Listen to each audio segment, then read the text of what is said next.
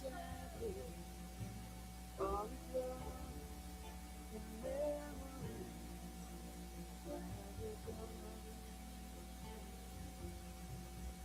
But I'm just a refugee. Won't you stay away? 'Cause sometimes even the strongest soldiers fall. I'm only halfway home. I gotta journey. This week I have no one. I've come a long, long way. Still I got miles to go. I gotta ride,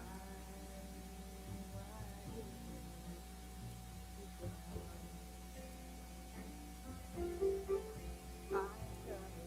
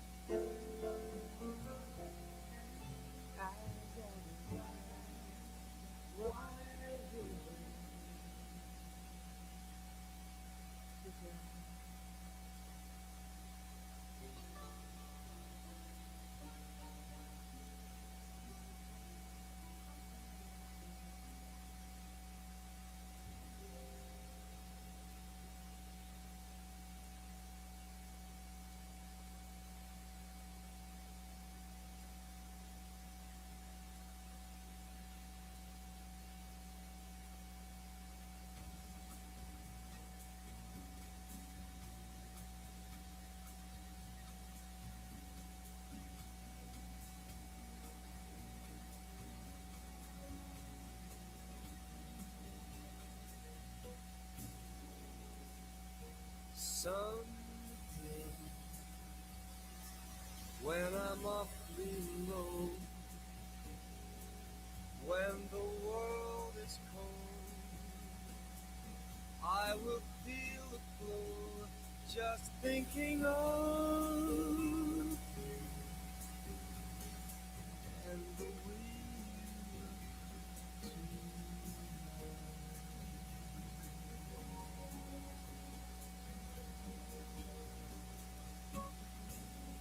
Your love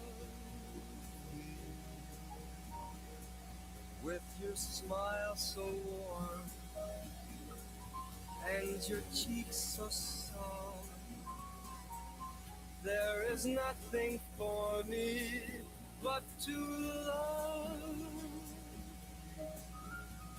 and the way you look tonight.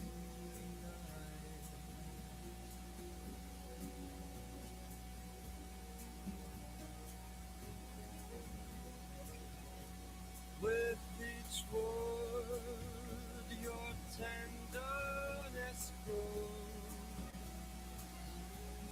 tearing my fears apart.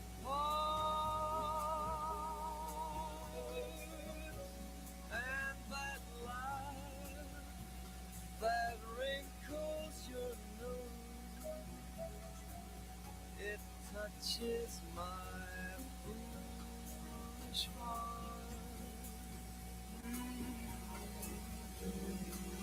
Love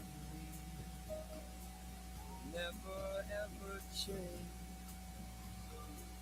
Keep that breathless charm. Won't you please arrange it?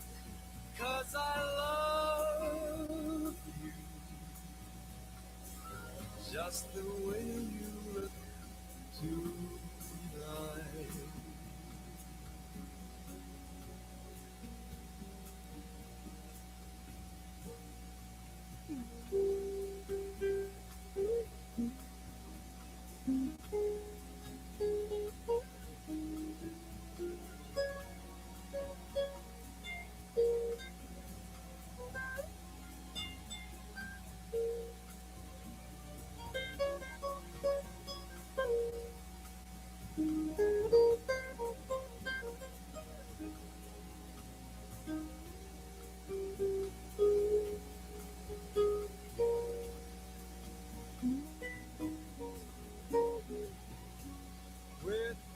Eastward, your tenderness grows,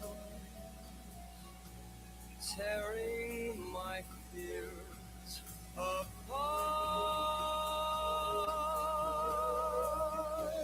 And that light that wrinkles your nose, it touches my foolish heart.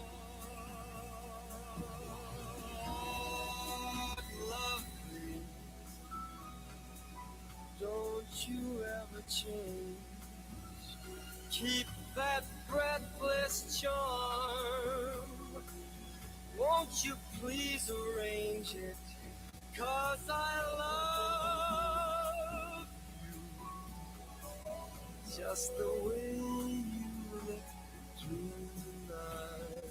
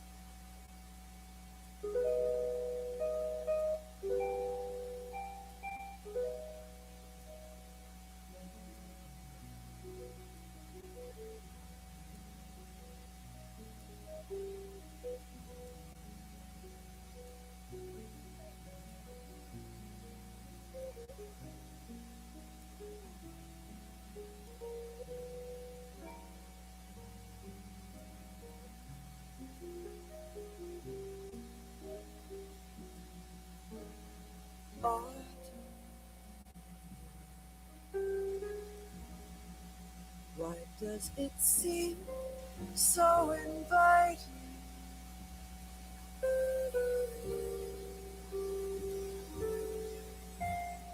Autumn, it spells the thrill of first lighting.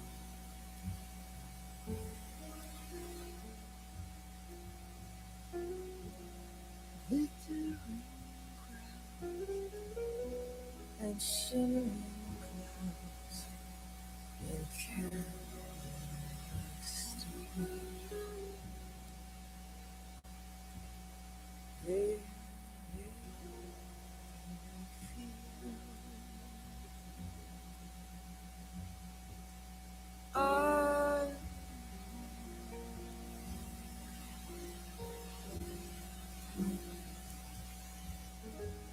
it's autumn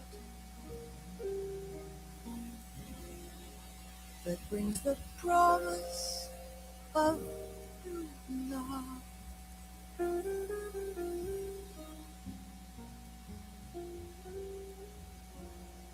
Autumn in New York is often mingled.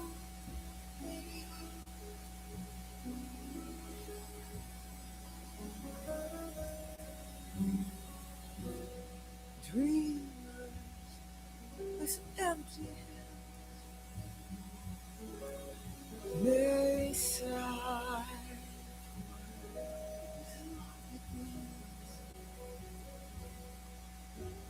It's autumn and it's good to live it.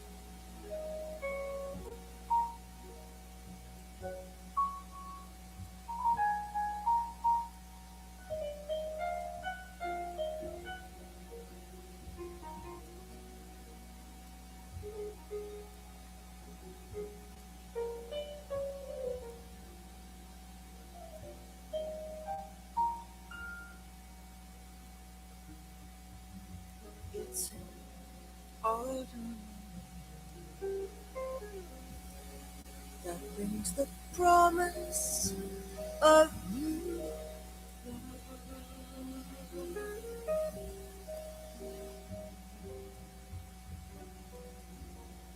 Autumn in Europe is often mingled with pain.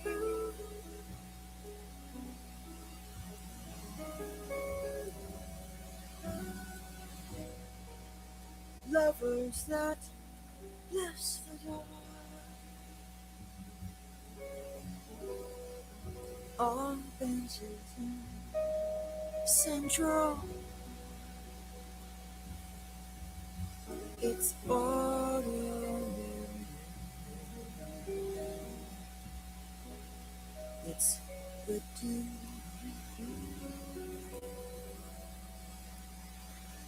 Oh,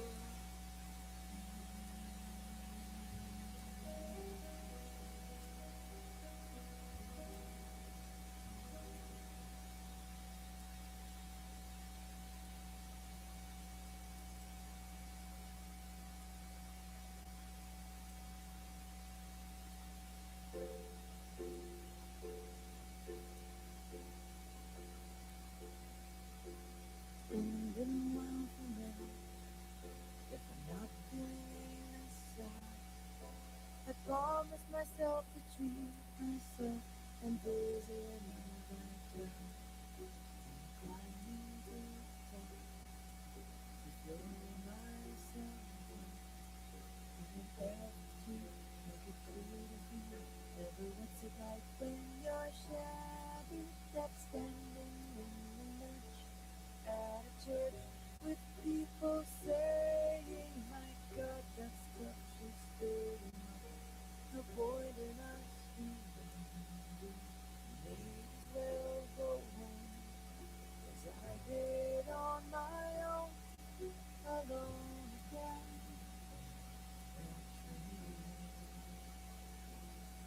But things were only yesterday. I was cheerful, bright and gay, looking forward to who wouldn't do with the role I was about to play. And as if to knock me down, reality came around, and without so much as a mere touch, cut me into little pieces, leaving me to doubt. Talk about God and His mercy. Oh, if He really does exist, why did He disturb me in my hour of need?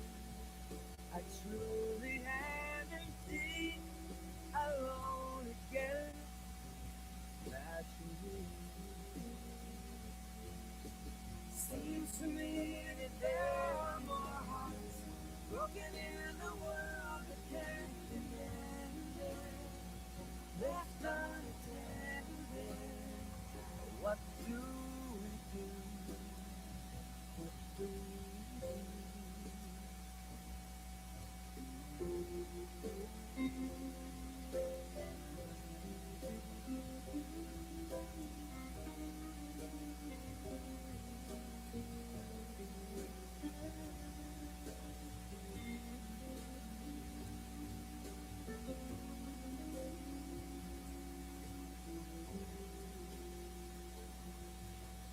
Looking back over the years,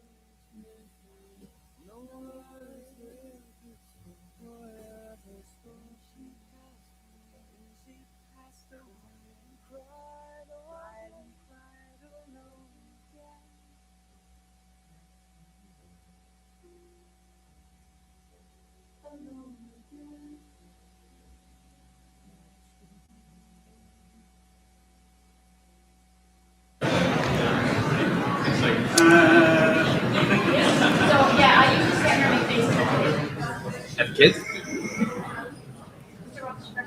How do I know when I'm supposed to start this? Are you starting before the grad? Yeah.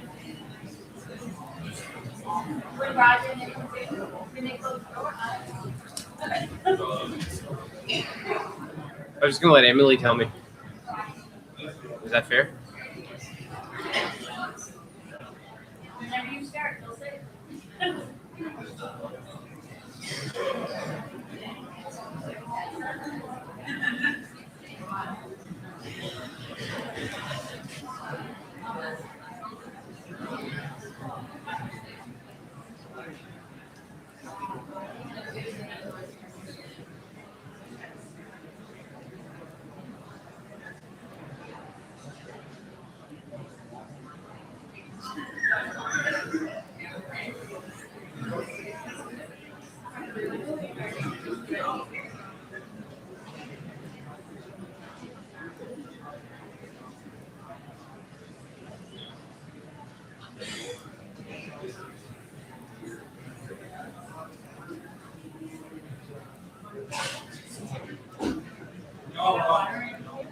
Yeah, I got water.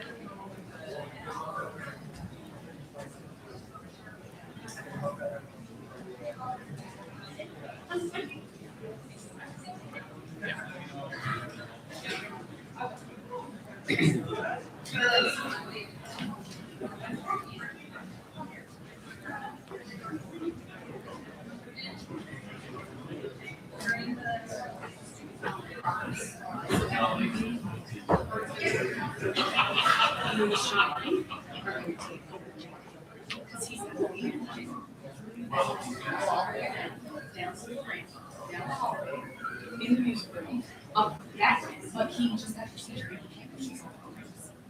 So he needs help. So you and Sean and I will help. So when does it start?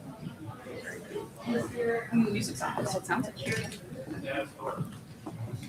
Terry's not looking at us. Terry, we started. We started? We started? Yeah, I'll take that. We started. I'm gonna go like this. Oh, perfect. So then he doesn't turn around. Okay. Right. So he'll just come straight across, get it, and come right around. Just let me know when. Good. Okay, we'll get you started. Yeah. So just let me know when. And then I'm gonna. Hey. Good afternoon and welcome to the graduation ceremonies for the class of 2026. My name is John Garland and I'm honored to be your Master of Ceremonies. Currently, I'm the Social Studies Department head here at PWC, and I've gone by many names while your student has been at our school. Garland, Sir, Sirby, Hey You, Bro, Chromebook MD. Some of the more interesting names have been Garlic, Dad, Big Mr. Singh, Young Mr. Brenton, the other Mr. Howlett, Mom on more than one occasion, and my personal favorite, Grandma. Let me tell you, you know you've made it as an educator when you can be a large, bald, bearded man standing in front of a group of teenagers and in earnest get called Grandma by one of them. That gets your attention. Before we begin, I'd like to ask that your cell phones be turned off or at least put in silent mode. On a personal note, this is quite the experience for me as I was reflecting on what it is to be an MC. I came to the realization I started teaching in 2007 on the north coast of Labrador. We had 3 students in that graduating class. In that time since, it occurred to me that before this school, I've never actually been able to stay in a spot long enough to see a group of students come in and then graduate from that school. So it's a joy and honor it's been to see these students grow and mature, well, somewhat, and evolve into the fine young adults they have become.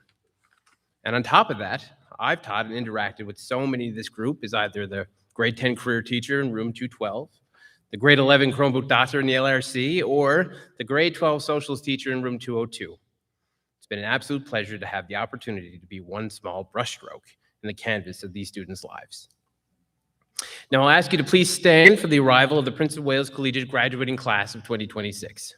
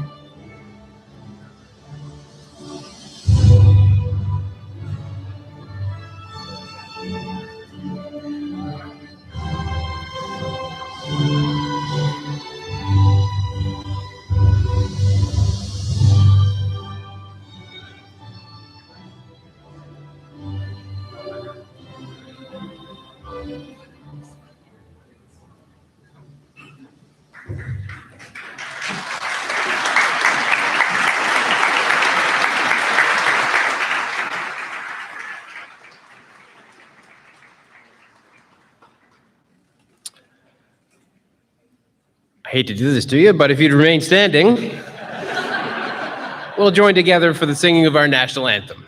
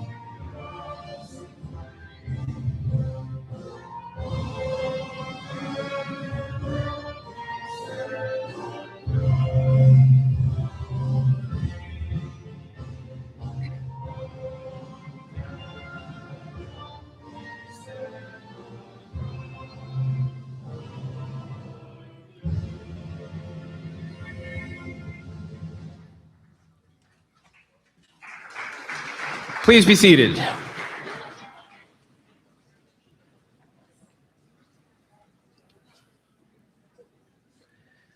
Graduates, families, invited guests, faculty, and staff of Prince of Wales Collegiate.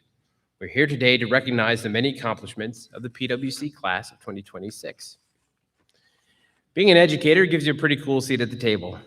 Parents, you see the home life, but we get the front row view of the hallway antics, lab disasters, quiet grind at the desks. Looking out at this sea of caps and gowns, I have to say the evolution of this great group is nothing short of amazing. Thank goodness you grew out of 6-7. Or did you? Ugh. Think back 13 years to the very beginning. These graduates were little ones with big eyes, trying to figure out the school day, having the occasional meltdown over a spilled juice box, and genuinely believing that we, their teachers, lived in the school like some weird kind of fairy tale witchy thing that only came out when the bell rang in the morning. Skip ahead to today, and these graduates just haven't checked the boxes. They've completely blown past everything we thought they could do. In the classroom, this group has learned how to show their workings in math, hidden them in English, followed the scientific method, thought outside the box in social studies, and practiced to their strengths and sparks. In extracurriculars and arts and athletics, we've watched them leave it all on the stage, brighten our walls with incredible art, push through pure exhaustion, and hit those personal milestones and championships. In the community, their leadership has been something else. Fundraisers celebrating diversity and embracing culture, or taking a stand for what matters, the drive and empathy of this class has made PWC a better place to be. But as teachers, the wins we treasure most aren't always the ones with a shiny trophy attached. It's the quiet moments that really count. It's seeing the light bulb moment after weeks of struggle. It's watching them handle the social whirlwind of high school while remembering that we should all try to be nice, but never fail to be kind. It's the sheer resilience they showed when the world flipped upside down, pivoting to new ways of learning without skipping a beat. We saw them juggle part-time shifts, family life, sports, all while surviving the brutal reality of a 9 a.m. first period and hearing the nightmare-inducing words, "No, I don't have an extra charger for you. Stop asking me for one." Class of 2026, every one of you has a story about a day you wanted to call it quits, but you didn't. You showed up, you put in the work, and you grew. We all saw how hard you worked to get here. By the time we hit final exams, I know a lot of you were running on absolute fumes. Honestly, you looked a lot like your school Chromebook. Barely functioning, completely drained, and desperately searching for an internet connection. I kid. But seriously, looking out at all of you, I see so many brilliant multitasking minds. But try not to overwhelm yourselves as you take your next steps in life. Brains are a lot like a school Chromebook. You think you can handle having 47 tabs open at the same time, but eventually you're just gonna freeze up and make a weird buzzing noise. I know it's lame, but I spent an entire year fixing your Chromebooks. I told you there would be consequences for shoving pencils in them, or dropping them, or forced power washing them. Miss Lockyer told me not allowed to give names and stuff, but you know who you are. This is your comeuppance. In all honesty, though, it's been a joy to guide you and teach you, and every now and then yell at you for going to the bathroom as soon as the second bell rings, or tell you to get those headphones out of your ears, or I'll write you up for a PED infraction, or reminding you that the yellow hall pass is for downstairs, while the blue hall pass is for upstairs. Despite all that, what you've done over your school career has set the stage for a pretty incredible future. So, on to our first speaker. As a student, he works tirelessly behind the scenes to support students and strengthen our school community, often dedicating countless hours to initiatives that enhance school life for everyone. His exceptional school spirit, dedication, and commitment to making PWC the best it can be are evident in everything he does through his leadership, work ethic, and genuine care for our school community. It's my pleasure to welcome to the stage a voice for the class, a leader for the school, and a proud graduate, your Student Council President, Gavin Sala.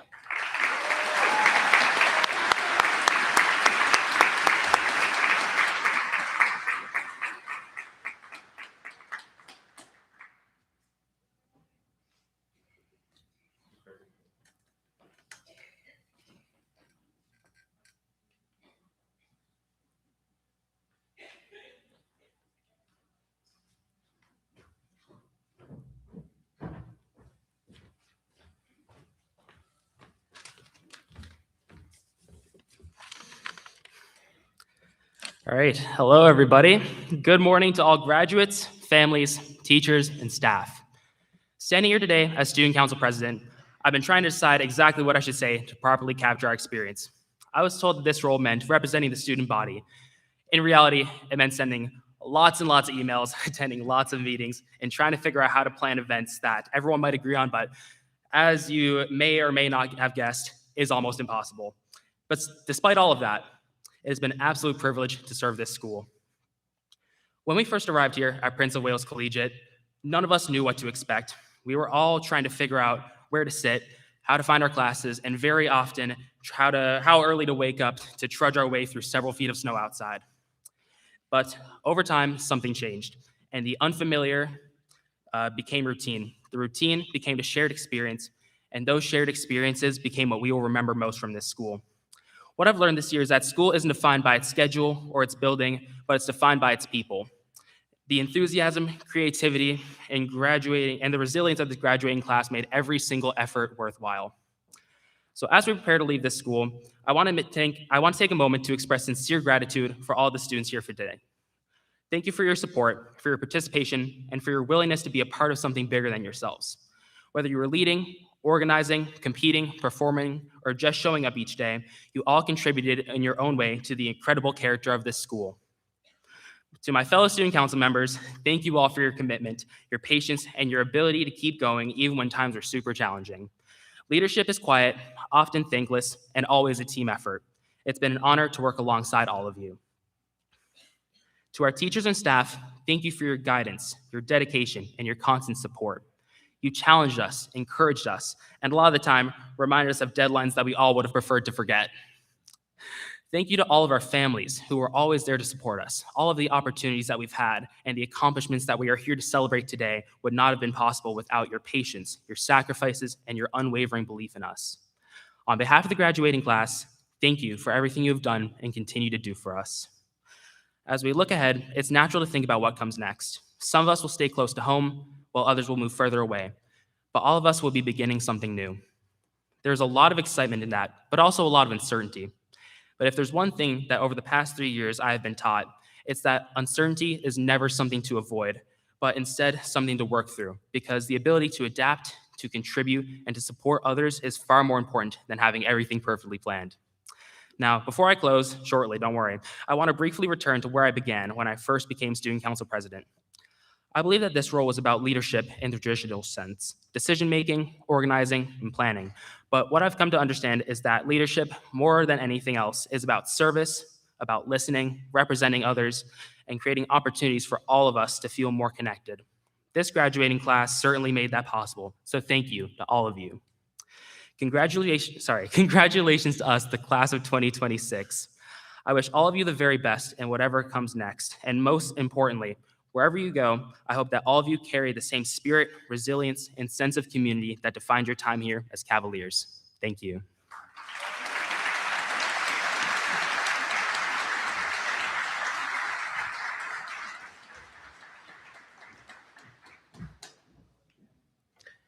Thank you, Gavin. Next is a musical performance by a group of our graduates. I would now like to welcome Chelsea, Althea, Victoria, Delaney, and Brennan to perform a musical selection. Somewhere Only We Know by Keane is dedicated to our graduates who have navigated their way through innocence or childhood and are now learning how to cope with the challenges and changes that they are presented with as young adults.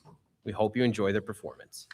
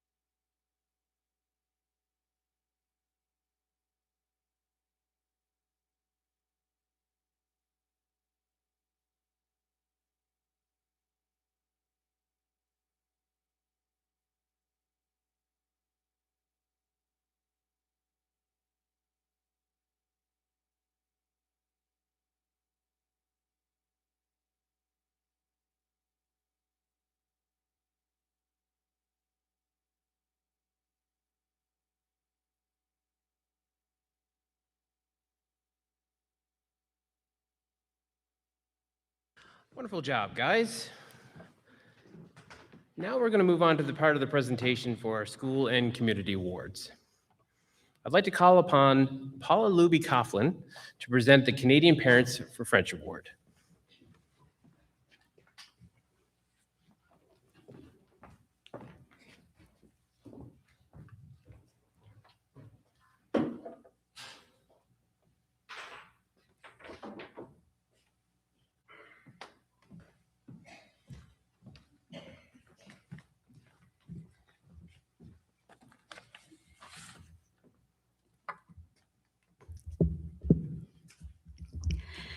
Good afternoon.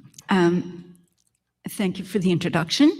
I'm here today in my capacity as a volunteer with Canadian Parents for French, Newfoundland and Labrador.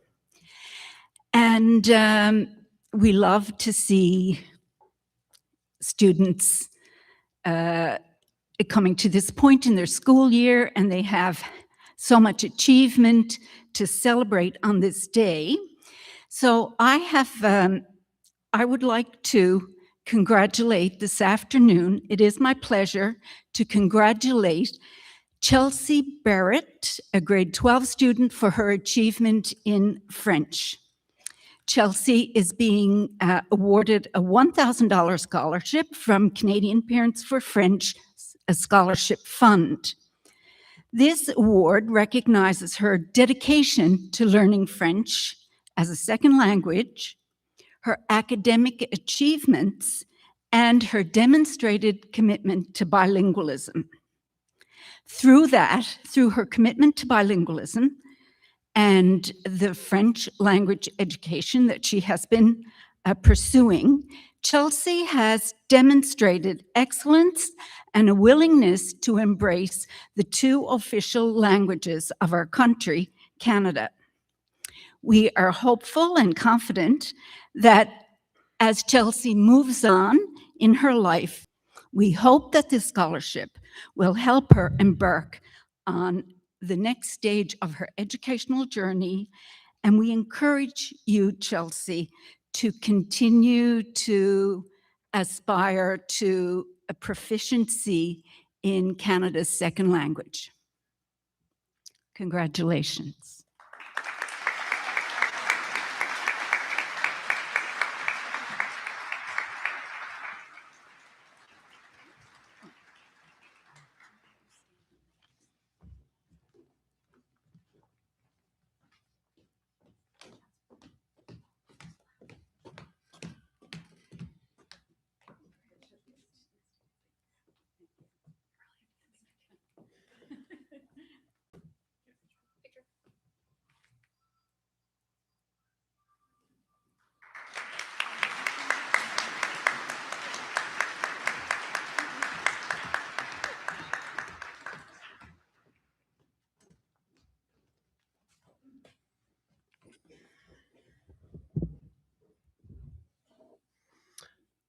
Congratulations, Chelsea. Now it's time for the Matthew Churchill Award. Matthew Churchill was just 15 years old when he was killed in 2005. At that time, he was excitedly looking forward to attending PWC and enjoying his high school experience. Unfortunately, he did not get to become a Cavalier. He didn't get to graduate with his friends, and many of you may be familiar with this story, but you may not be aware of who Matthew was. Matthew loved his family and friends. He played with his much younger cousins even when his friends were around. The same friends still visit Matthew's resting place every year, illustrating the tight bond they all had and how important friendship is. In fact, Matthew now has a few namesakes that may one day become Cavaliers. Matthew had a great sense of community. Every year, he donated gifts to the Happy Tree, collected money for various charities, and did small things for others. For example, he brought food to school for his classmates. Matthew would include classmates who may have been excluded by others in the class. He had a good sense of how you should treat others. Matthew had a great work ethic.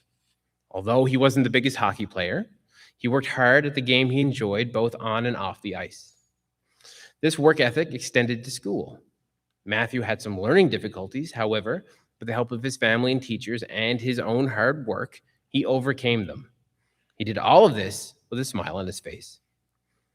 This award is dedicated by the Churchill family in the loving memory of Matthew and presented to a graduating student of PWC who exemplifies these very same characteristics. This person should demonstrate hard work and determination in dealing with a barrier to learning. They demonstrate a positive outlook and have excellent school spirit. Finally, this student should have an appreciative attitude and always wear a smile on their face. On behalf of Matthew's family, PWC teacher Mr. Bruce Brenton will now present the Matthew Churchill Award.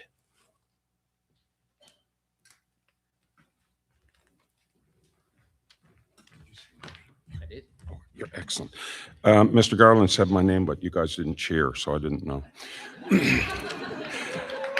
No. Okay, in all seriousness, though, as many of you may know, like Mr. Garland, over the years, I've been asked to MC this event, and the cap and gown ceremony. And what Mr. Garland just did, I always find the hardest part. That is sharing with you the story of Matthew Churchill. When I read that, John, I bite the inside of my lip, because otherwise I'm going to fill up with strong emotions. Because as a parent, I have a sense of how devastating it must be to lose a young child and how shocking that is for a family. But as a teacher, I'm also struck by what a school loses when such a genuinely nice young person is taken away way too soon.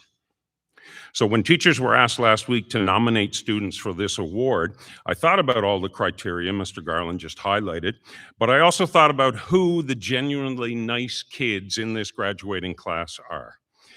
And there are many, thankfully, as you would expect. We're blessed that way at PWC. Some are nice, and they're also loud and expressive, and everybody knows who they are. Others are positive and supportive in their own quiet ways, as was the case, I believe, with Matthew. He understood that doing good was its own reward. Perhaps that had to do with the learning disabilities he worked through as well. So the student I decided to nominate is on the quiet side, but they also seem very naturally positive. In my clothing class, for example, the student was very focused on their own learning, but their projects weren't always perfect the first time when I saw them. But this student always took challenges, took criticism, and tried their best, learned from mistakes, tried harder, and succeeded. In textiles, this student had 100% in every single project this year.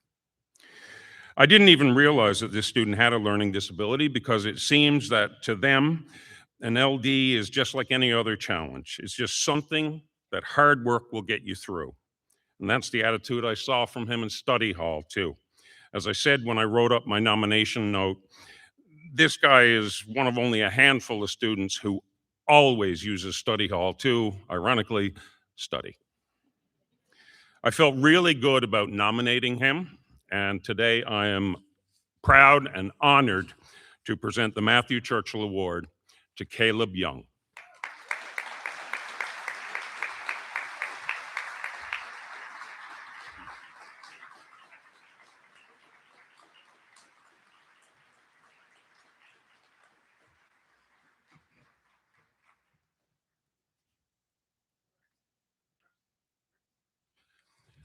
So I didn't know Caleb worked at Canadian Tire, and last weekend, this guy came up to me and said, "Hi, sir," and I didn't recognize him. He didn't have his baseball hat on.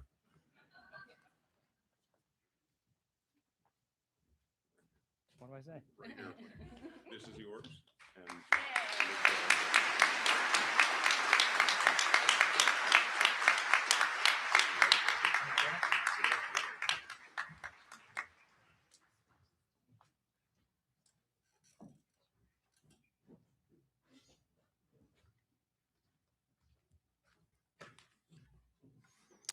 Thank you, Mr. Brenton, and good job, Caleb. I was just notified that Caleb's doing architecture at the CNA, so that's a good job, too. Yeah, yeah.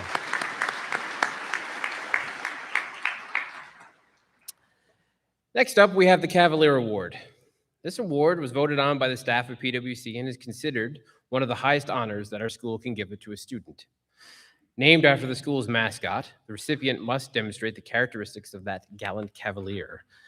The successful candidate must be a confident leader in our school. They would always be adventurous and maintain high standards of excellence in many ways. And most importantly, they're often found behind the scenes, working for the greater good at Prince of Wales and not seeking personal praise or recognition. As one teacher described it in the past, to try to win this award is to lose it. The student who receives this award has earned it not by seeking attention, but for the altruistic spirit of what they do. I would now like to ask Ms. Amy Fong to come up and present the PWC Cavalier Award.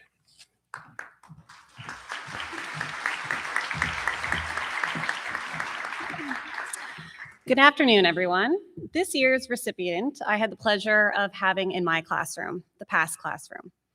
She is an exceptional student who has achieved outstanding academic success while balancing a busy schedule of extracurricular involvement. Through her time at PWC, she has been an active member of student council and a dedicated athlete competing in soccer, cross country, and track and field. What makes her truly deserving of this award is her character. She is humble, modest, and supportive of those around her. She never seeks praise from her accomplishments, yet her hard work and dedication never go unnoticed. Whether excelling in the classroom, representing our school in athletics, contributing to student council, or helping her peers through tutoring, she consistently leads by example. She is mature, respectful, and caring young woman whose quiet leadership has made a lasting impact on our school community. It is my pleasure to present the 2026 Cavalier Award to Rhea Upward.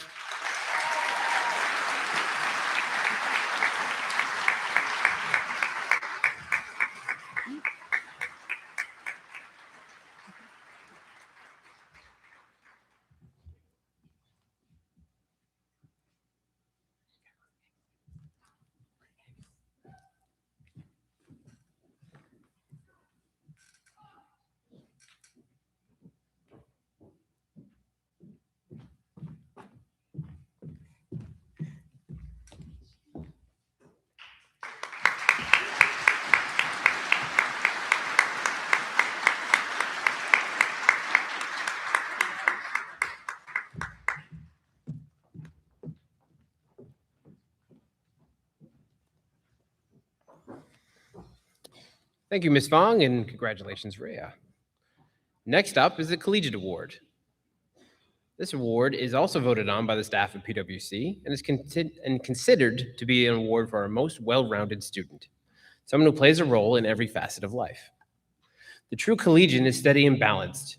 They're sociable with their peers, participate in sports, do well academically, and are a leader through involvement in clubs and societies. I would now like to call upon PWC teacher and coach Caroline Keating to present the PWC Collegiate Award.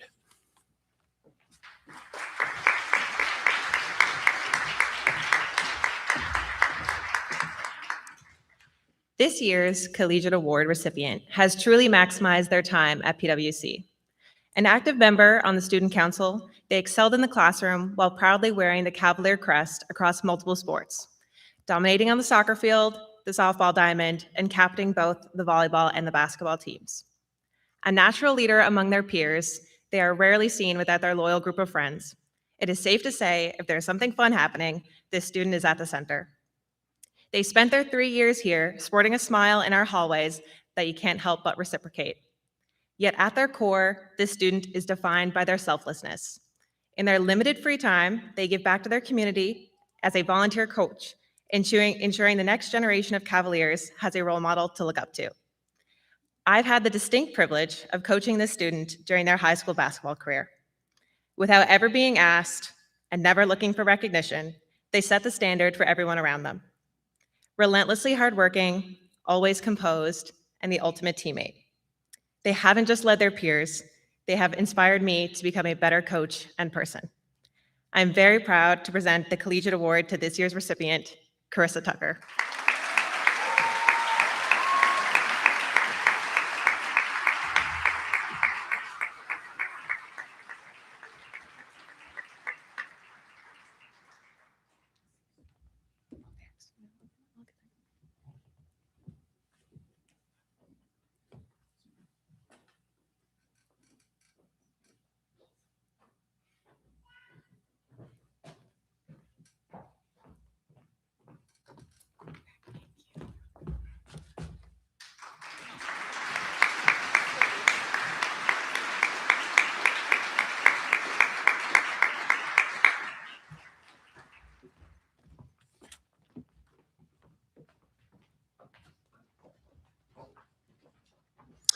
Thank you, Ms. Keating, and congratulations, Carissa. Now on to the Schulich Scholarship. These scholarships are some of Canada's most coveted STEM scholarships. The award is valued at $100,000 for deserving individuals who are entrepreneurial-minded, who demonstrate leadership, creativity, and charisma, and who will be attending a post-secondary university in science, technology, engineering, and math.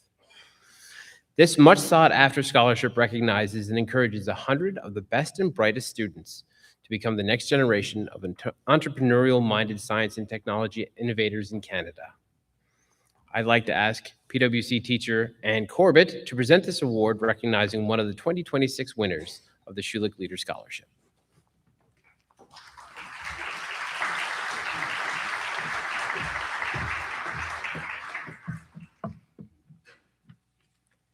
This afternoon, we recognize a remarkable student whose passion for learning, dedication to excellence, and commitment to their community embody the qualities celebrated by the Schulich Leader Award.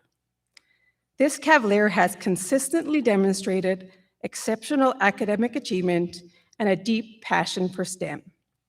In grades 10 and 11, they were selected to participate in the prestigious London Seminar at Memorial University, an opportunity reserved for students with outstanding mathematical ability and potential.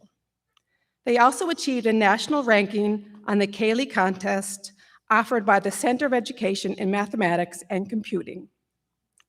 These accomplishments reflect not only their academic talent, but also their dedication, perseverance, and commitment to challenging themselves in pursuit of excellence.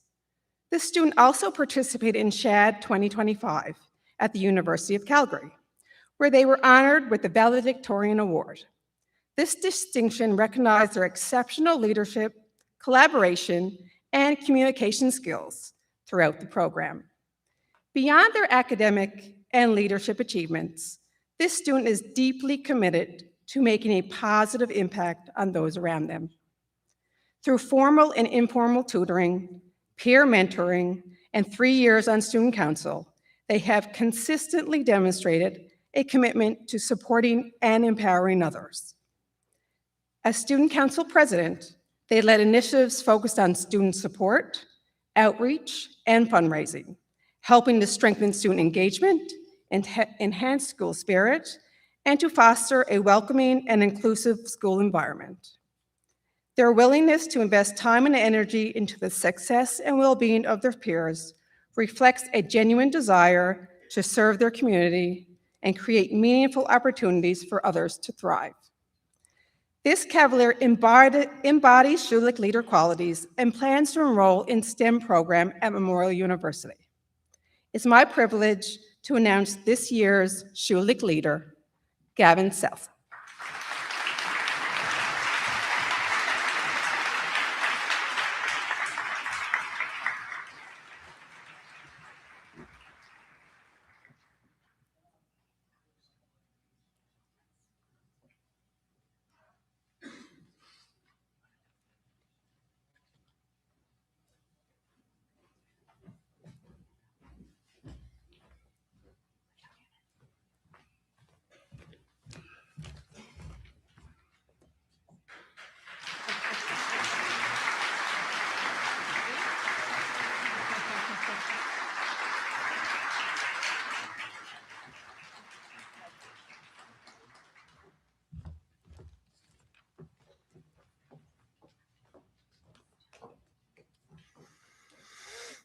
Thank you, Ms. Corbett, and well done, Gavin. Our final award today is the Governor General's Award. This is an academic award and is based on the calculation of the student's average between grade 11 and grade 12 courses. The average cannot be anticipated. It must be calculated based on the final results after all final exams are completed. We didn't even know for sure who the winner was until this morning. I'd ask our principal, Mr. Roger Butler, to come forward and present the Governor General's Award.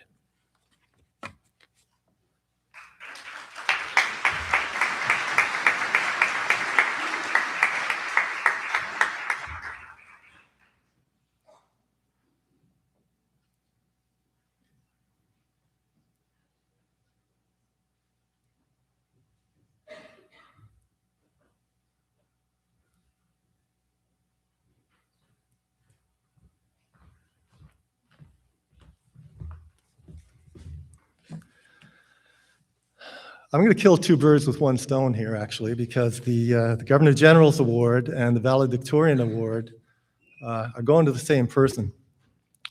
It does go to the student with the highest grades in the 5 courses necessary for university entrance. And myself and Mr. Jones and Miss Gillis, and to be honest, mostly Miss Gillis, went through the marks over and over again until we could find our averages. And we found a young lady with an overall average of 98%. Yeah.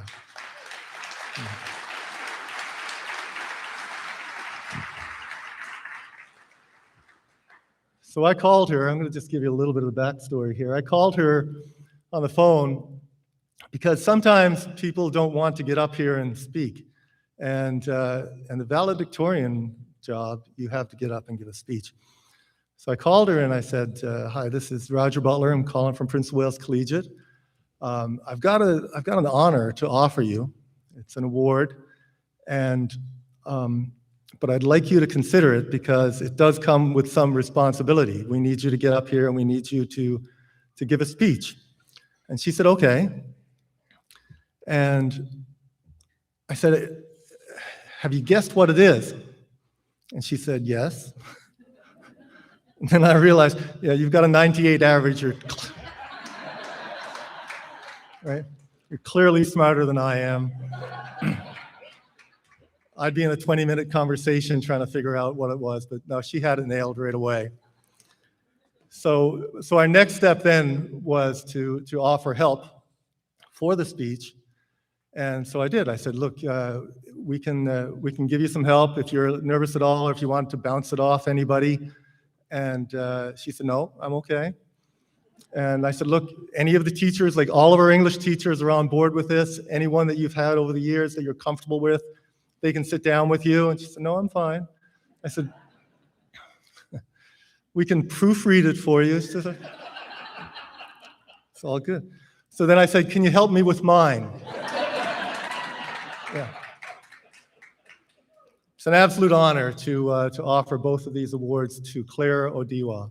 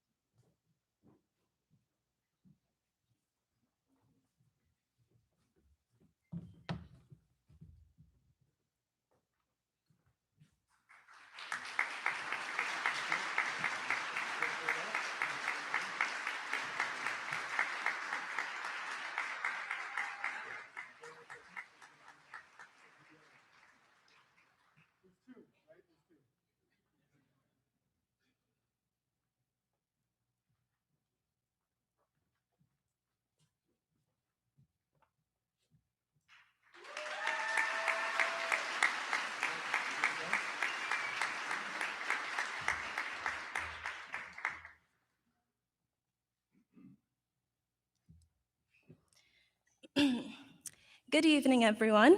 How are we all doing today? Okay. It is my honor to stand here today as the valedictorian for the class of 2026. I'd like to start with a simple mindfulness exercise that I once heard about. They say that naming 3 things you're grateful for every day can do wonders for your mental health. And honestly, what better time to practice that than tonight, when there's so much to be grateful for? So for a moment, think about who or what you are grateful for today. For me, the first answer is easy: our parents and guardians. Thank you for all the time, effort, and support you have put into raising us. In particular, I am indebted to my own parents, whose truly unimaginable sacrifices have opened a world of possibility for me and my siblings that we would otherwise never have seen. Second, I am grateful to the staff at PWC, our teachers, guidance counselors, administrators, custodians, coaches, and other support staff. Thank you for your patience, your dedication, and the countless ways you've invested in us over the years. And finally, I am grateful that despite all the threats, we never actually had to write those public exams. As I thought about what I wanted to say tonight, my mind kept going back to something I did at the beginning of grade 12. Searching for a sense of direction, I chose 3 quotes to guide me through my final year of high school. They became a sort of personal mantra, something to keep me accountable when things got busy, stressful, or uncertain. Tonight, I'd like to share those 3 ideas with you, along with what I've come to understand about them. The first was to be the person you would look up to. It sounds simple, but it is powerful. We're constantly surrounded by expectations from our friends, family, social media, and even ourselves. It's so easy to spend so much time wondering about what other people think that we often forget to ask a much more important question. Would I be proud of the person I am becoming? Because being someone you would look up to isn't about being perfect. It's about setting your own standard and trying your best to live up to it. It's choosing integrity when no one is watching. It's showing up when it's difficult and trying again after failure. The goal isn't to criticize yourself into becoming better. It's to grow because you respect yourself enough to try. The second quote was to be proud of how far you've come and to be excited for where you're going. Tonight, it's easy to focus on what's next. But before we rush toward the future, I think we owe it to ourselves to acknowledge how much we've already accomplished. Every person here has overcome challenges that most of us know nothing about. Some of us struggled academically, some of us balanced school with work, family responsibilities, athletics, or personal hardships. Some of us had moments when graduation felt very far away. Yet here we are. No matter what your journey looked like, you have earned your place in this room. Every setback, every lesson, every success, every failure helped bring you here. And while we should absolutely,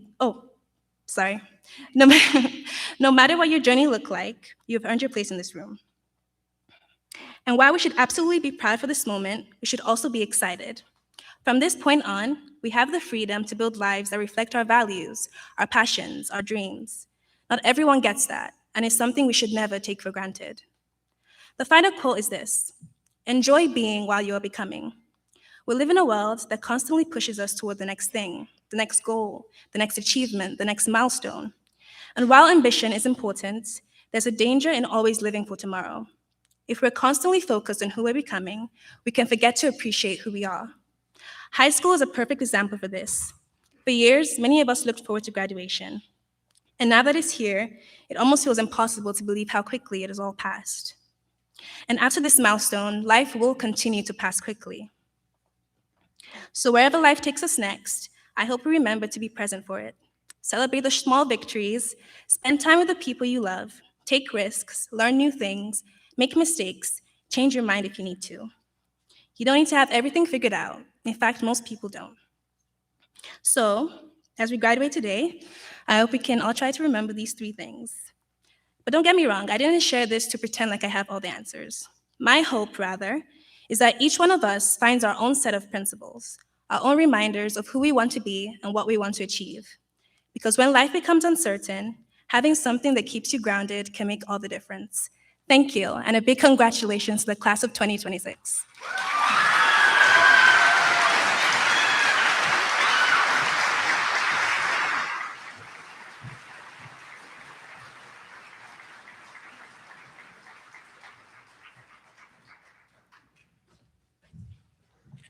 Well done. All right, I'll ask Mr. Butler to return to the podium to share his message for the class of 2026.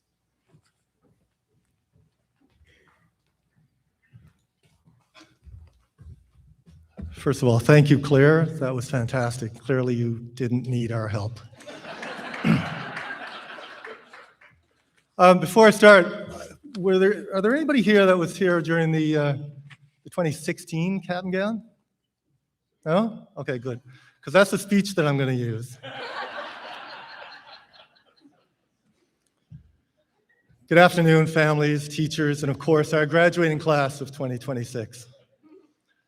This is I'm sorry, some people are actually believing me. This is the time of year when teachers stop worrying about the students' grades and what they've learned in the classroom, and they start contemplating the world where students will be the world students will be moving into, what challenges they will face, and in what ways they will change this world. Graduates, you are entering a world that is changing rapidly. There's no doubt.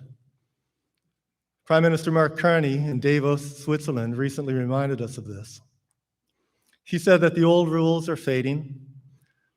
The old order is not coming back. He said that when the world fractures, we cannot rely on nostalgia. Nostalgia is not a strategy. We cannot just wish for the past. We have to look at the world exactly as it is. We must create our own reality. We live in St. John's, Newfoundland, Canada.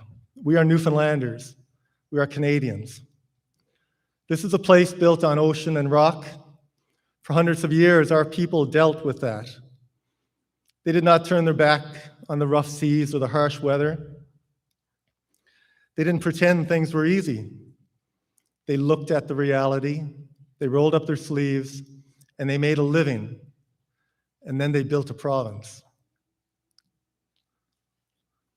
During the Great Wars, we didn't turn our backs on our allies or our friends. We answered the call, and we defended what we felt was right and just. Yes, our world is changing, but that is not something to be feared. It should be viewed as a challenge and an opportunity. Fortunately for us, our forefathers were not afraid of challenge. They saw the world for what it was. You can stand on their shoulders and see the world for what it can be. You can pass along Canadian values of steadfast honor and trust. While creating your reality, you can make the world a better place.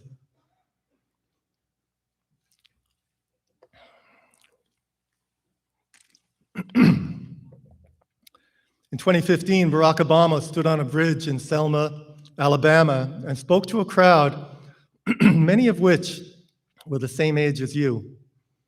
And I feel with PWC's idealism and fellowship and beautiful diversity, he could have been speaking directly to you.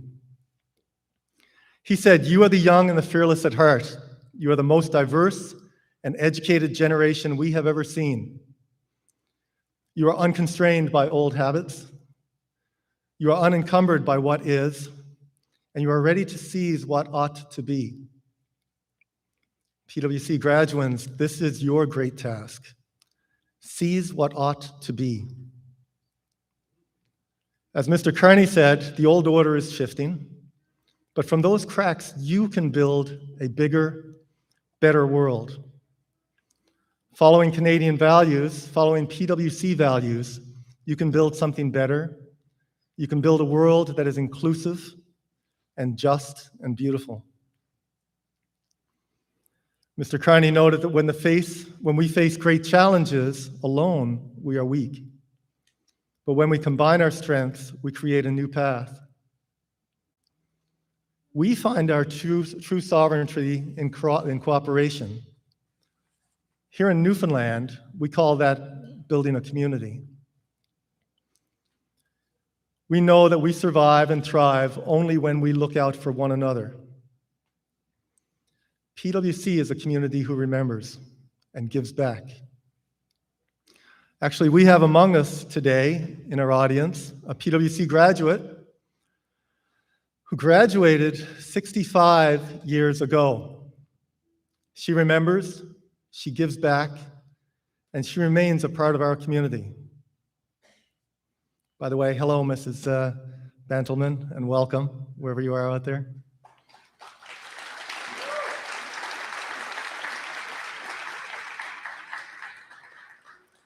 Many of you who graduate from PWC have benefited from being on teams or clubs that have been run by former PWC graduates. Your lives have been made better by these people who have received from PWC and decided to return and give back. Many of you in turn will do the same thing. You will find a time in your lives where you will contribute back and support the generation that follows you. Students, it has truly been a privilege watching each of you develop into the young men and women that you are today, into proud, proud Cavaliers. As you leave high school today, choose your path openly, choose it confidently, build your strength collectively, and then take it out into the world. Continue to act together and care for each other, for that unity is what has made PWC strong, is what has made you strong. We, the teachers, we believe in you. We believe in your courage. Go out and build a future we are waiting for. Congratulations, class of 2026, and thank you.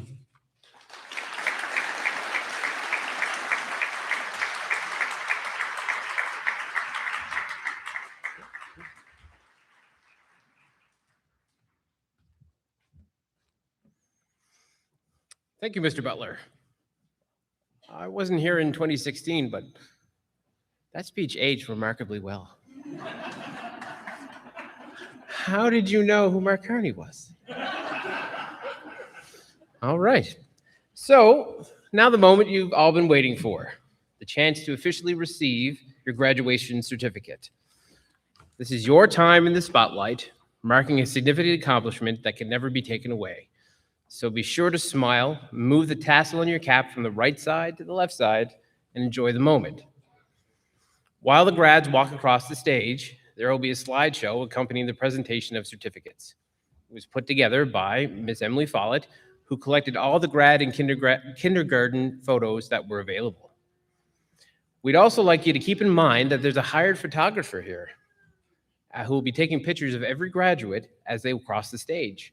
So graduates, please pause and smile for the photographer as you receive your certificate. All graduates will get these photos in email, so we kindly ask audience members to remain seated so as not to obscure the view of others and not take individual photos as graduates walk behind because your flash might affect the photographer's pictures. One row of graduates will come to the stage at a time. As your name is called, you will walk across to get your certificate. As a courtesy to all the graduates, I would ask that the audience hold your applause until each row is complete. Similarly, we will not start reading the names of the next row until the previous row of graduates is seated. Mr. Butler and Ms. Gillis will be presenting the certificates, and the students' names will be read by Mr. Jones.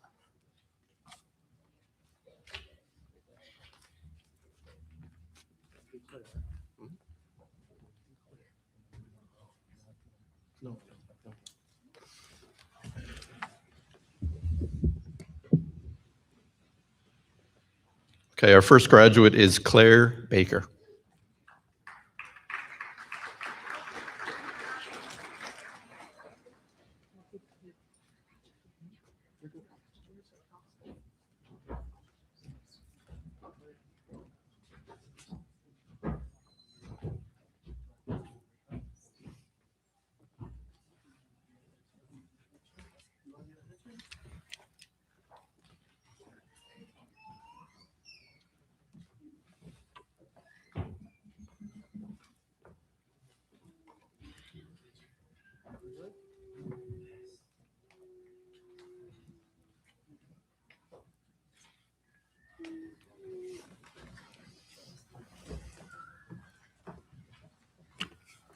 Rhea Abbott, winner of the Mon Entrance Scholarship.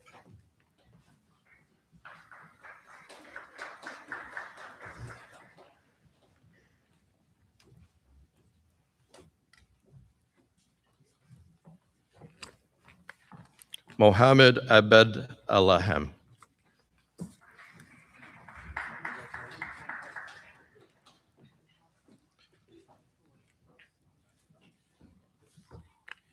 Farjad Ahmed.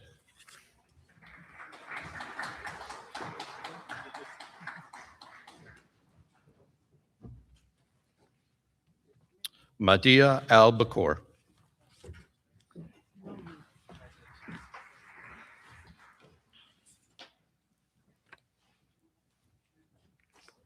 Mahmoud Al-Faham.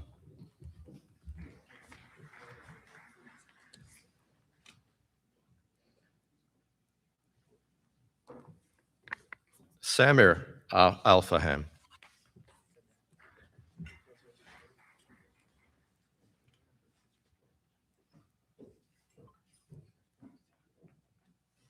Sham Aruna.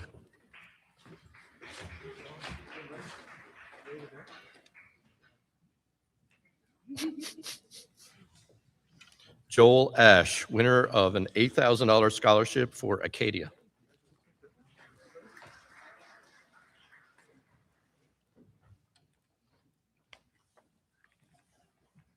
Jacob Aylward.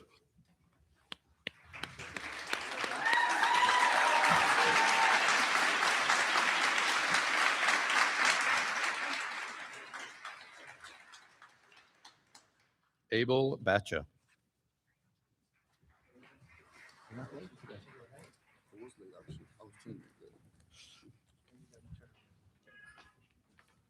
Dan Batcha.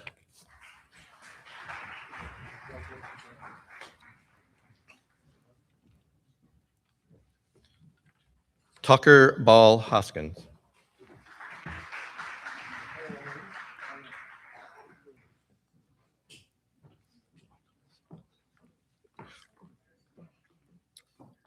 Chelsea Barrett. Chelsea is the winner of a $6,000 entrance scholarship for MUN, Certificate of Merit for the 100th anniversary of Women's Rights Scholarship, second and third place certificates in the Kiwanis Music Festival. Hold on, Chelsea. And of course, she just received the certificate of completion for the B1 French program. Congrats. Jesse Barrett.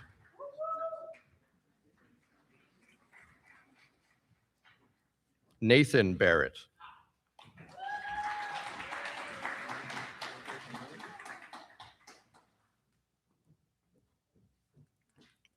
Sarah Bartlett.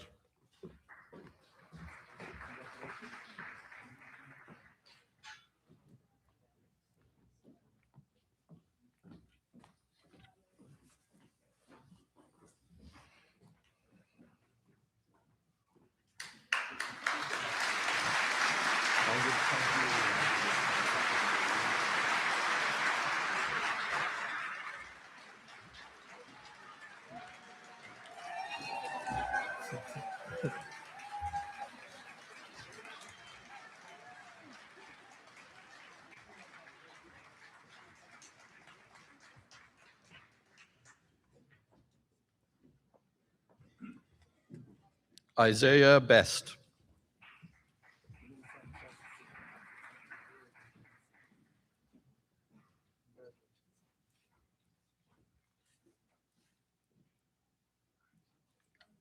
Alexander Betts.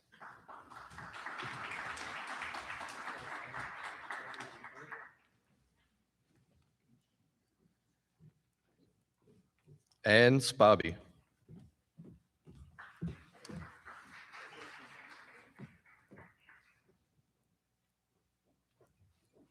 James Boland.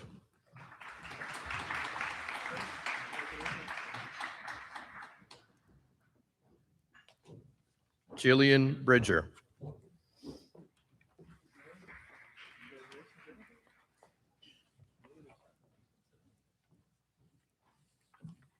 Alex Budgel.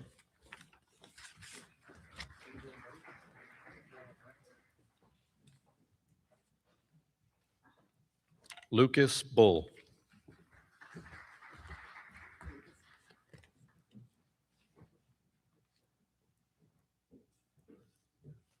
Yulia Bunt.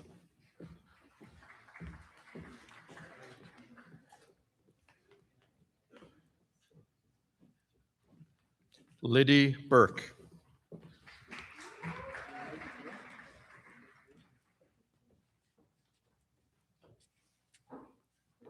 Logan Burke.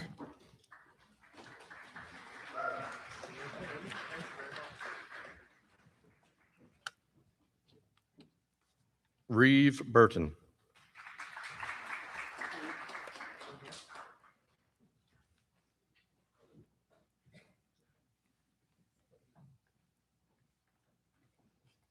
Caitlin Butt.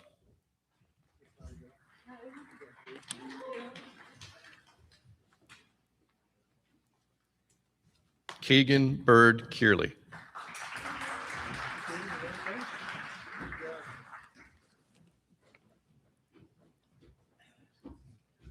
Michael Cake.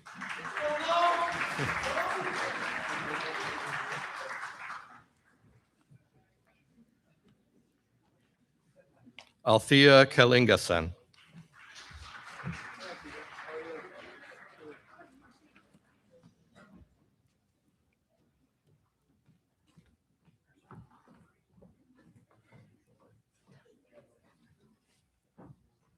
Jacob Callahan.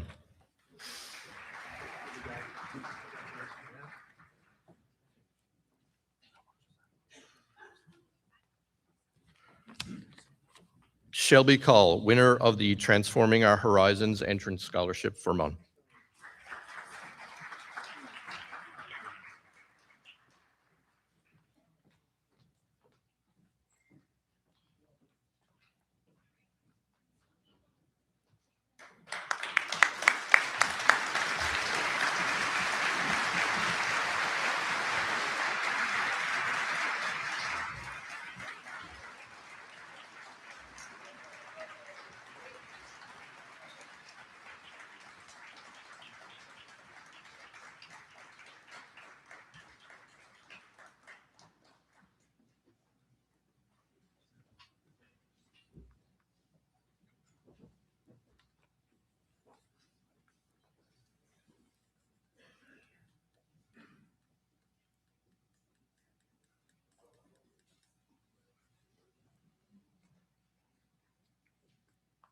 Michael Chambers.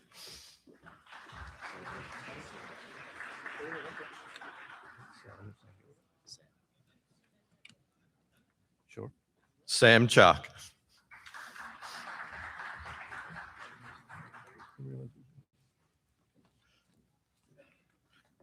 Jaden and Churchill.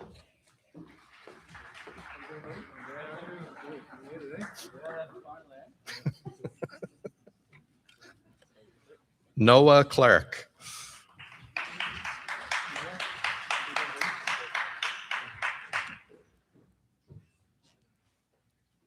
Lucas Cole.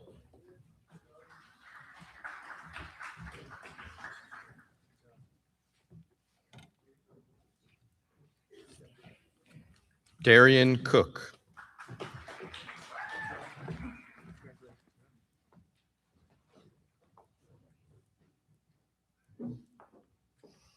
Rylan Coombs.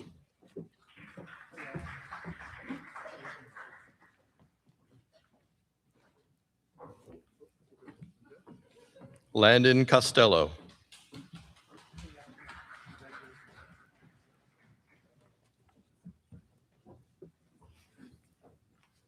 Thomas Cox.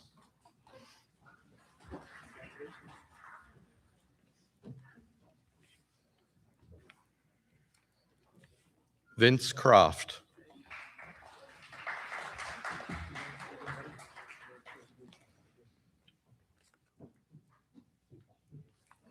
William Cummings.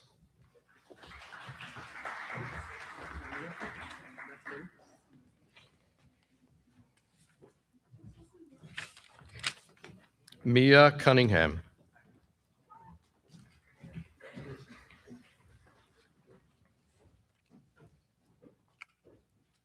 Ralph Dawson.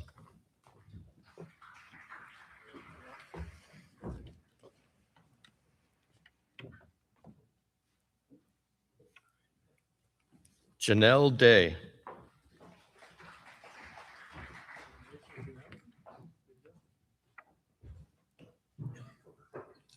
Chloe Devereaux.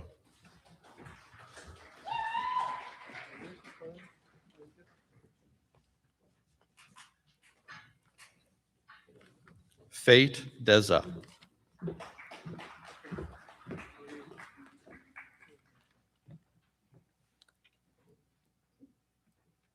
Brooklyn Dix.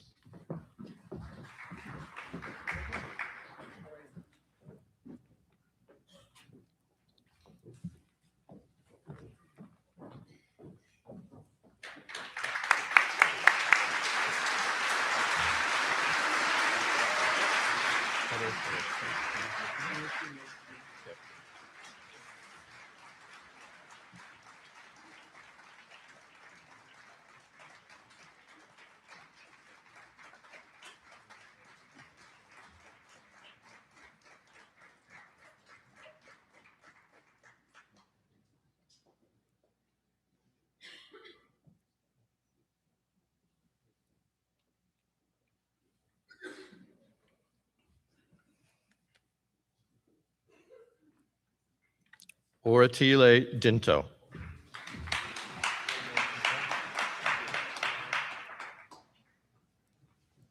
Abigail Dobbin.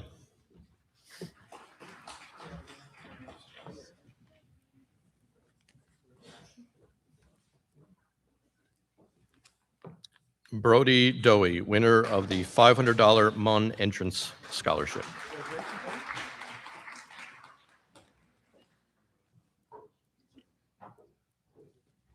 Brooklyn Dove.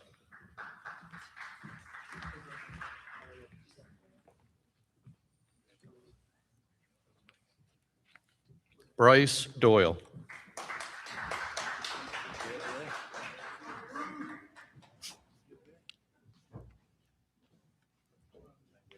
Brady Duffett.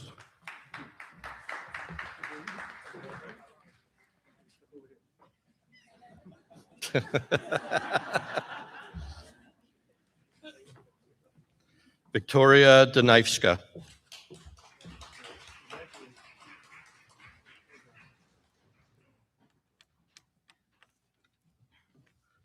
Maxwell Dirtle.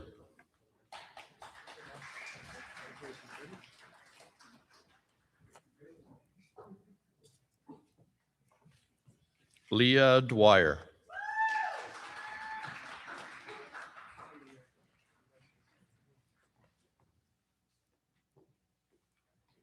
Kaylee Eaton.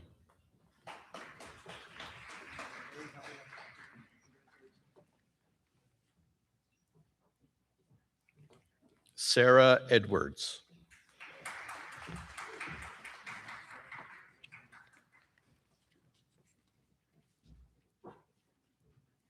Mahmoud Isa.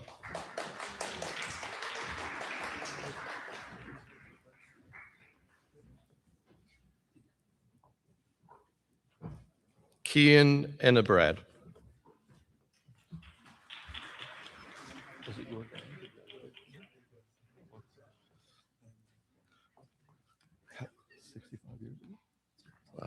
Wow. Teo Exley, winner of the Transforming Our Horizons Entrance Scholarship for MUN.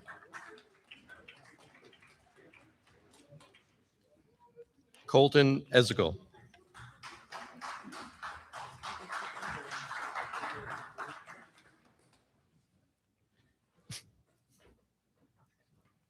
Ethan Fardy.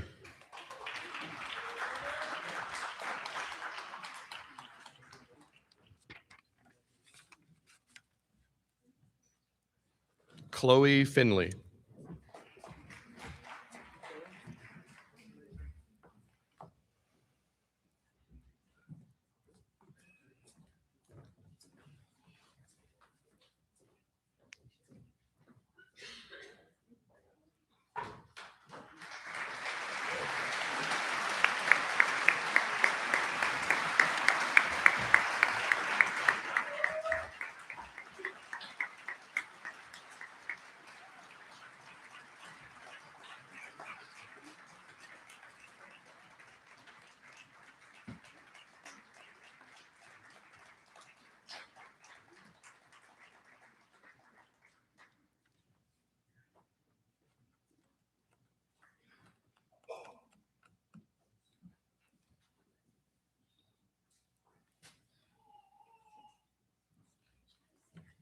Liam Flynn.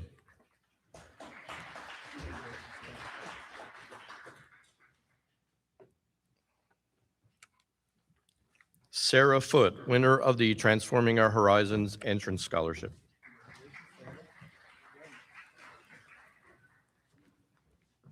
Israel Gaber.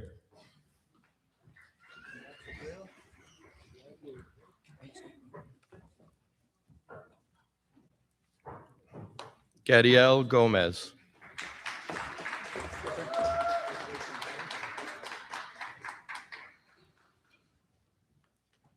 Landon Gray.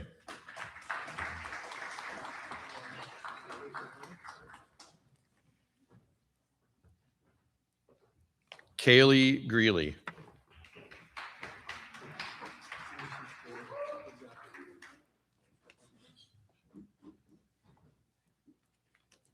Riley Green.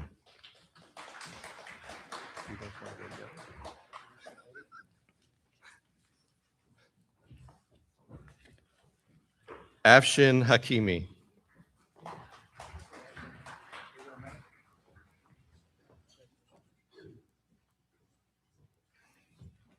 Elaha Sahar Hakimi.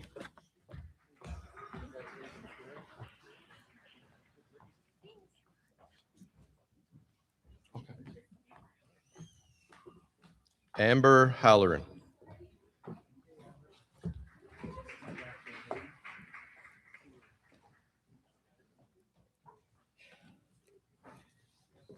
Sam Hannaford, winner of the Transforming Our Horizons Entrance Scholarship for Mom.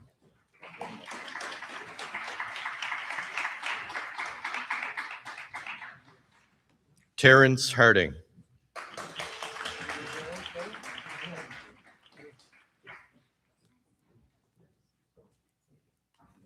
Emma Harris, winner of the Certificate of Merit for Women Achieving the Right to Vote Scholarship.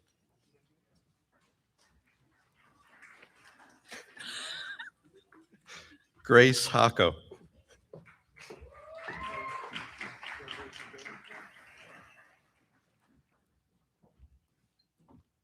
Evan Hayes.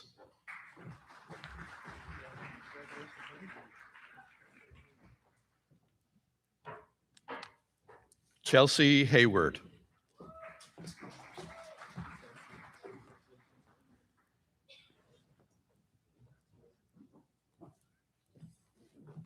Emin Hazari.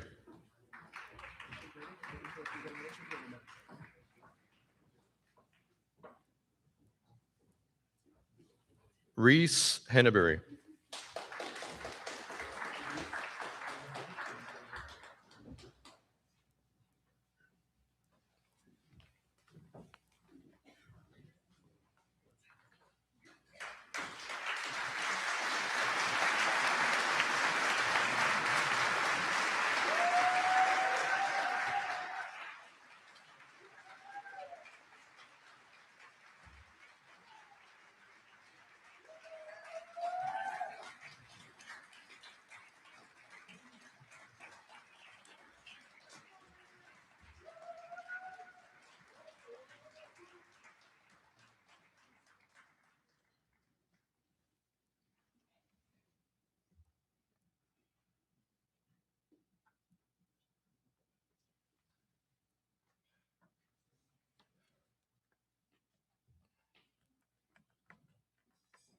Jada Hibbs.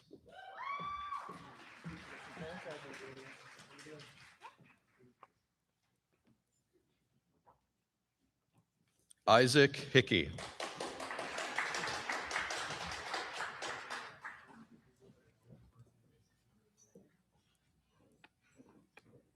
Jaden Hickey.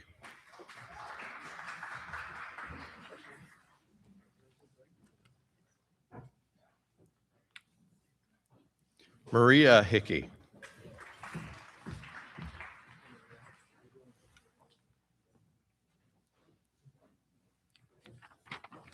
Aaron Hillier.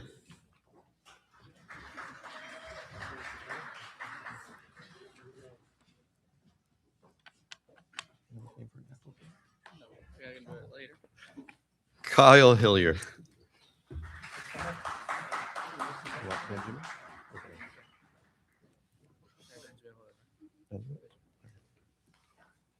Benjamin Hiscock.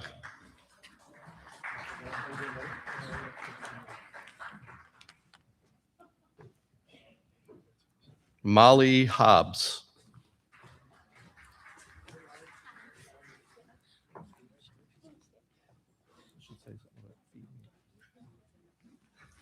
Anne-Marie Holloway.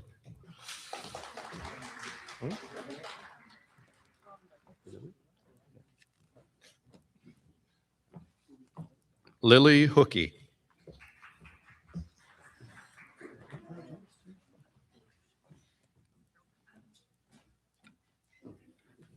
Jake Hussey.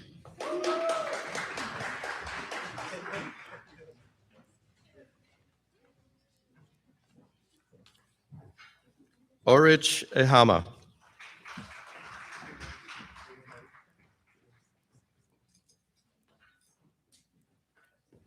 Dorcas Asola.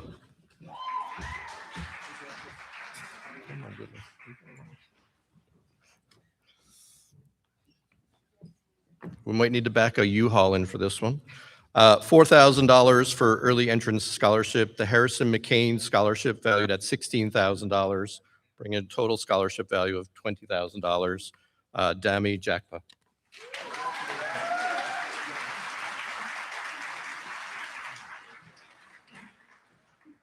Amar Jamal.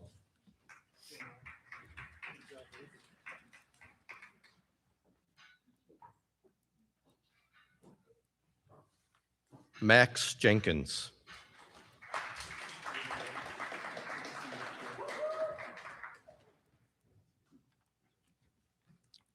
Abigail Johnson.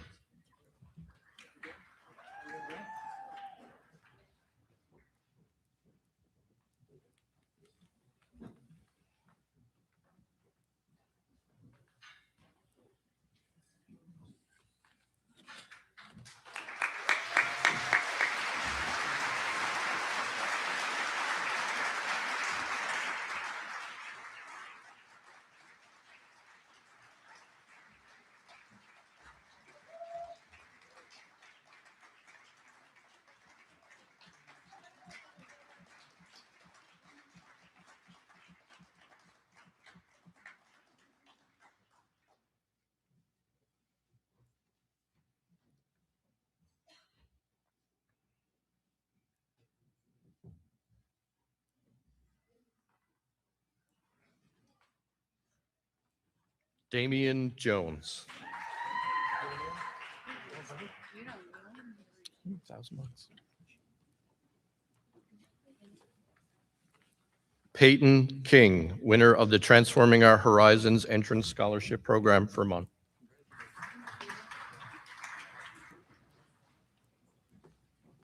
Maxwell Kirkland.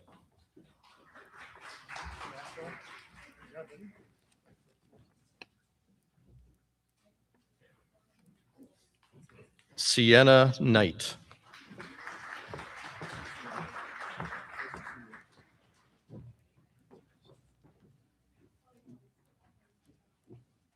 Justin Lander.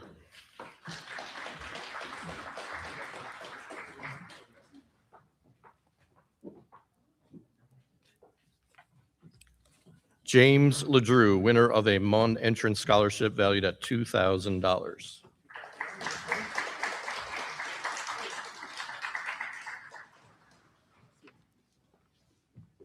Keelong Lee, winner of a Transforming Our Horizons entrance scholarship, team runner-up for badminton mixed doubles, champion, and boys single third place.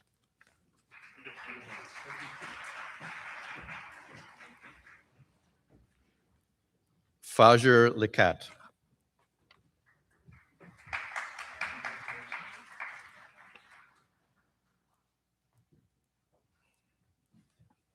Jade Lupian. That's okay, I know who you are.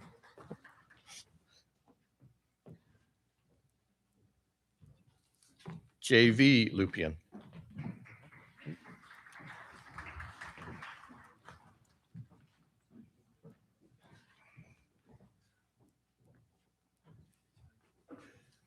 Connor Mackey.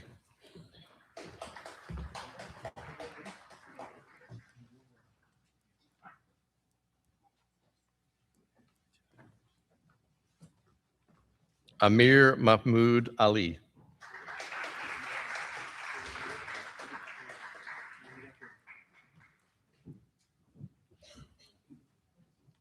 Kyle Manning.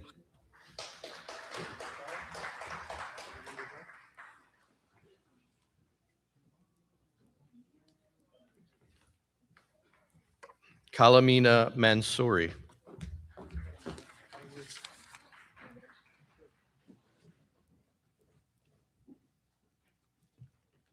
Joseph Magno.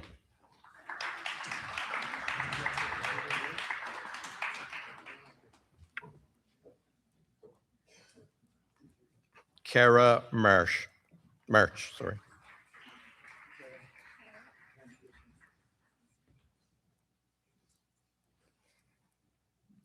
Jaden Marcus Chidozi.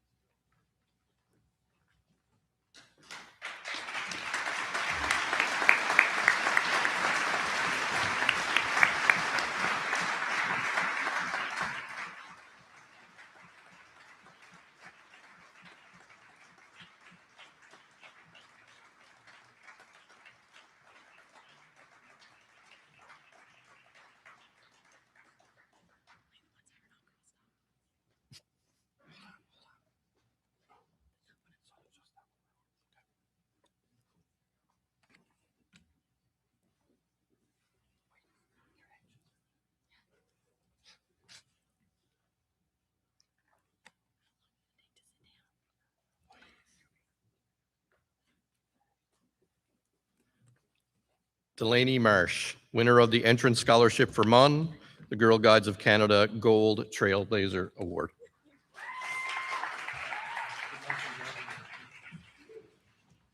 Alyssa Martin.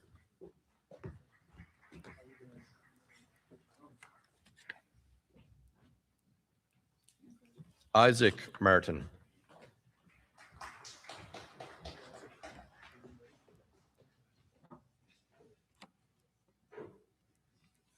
Anne Maria Matthew.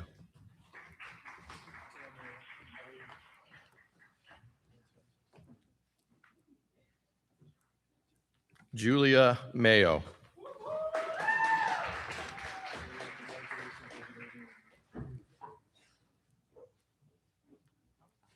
Winner of an Entrance Scholarship for MUN, Jessica McGraw.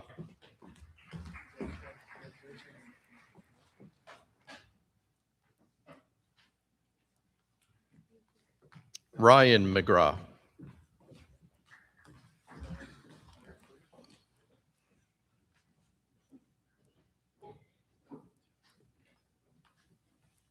Ryan Meadis.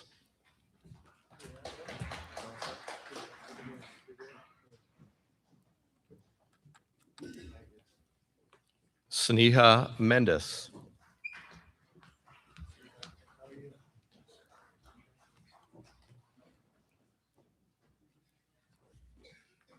Georgia Mercer.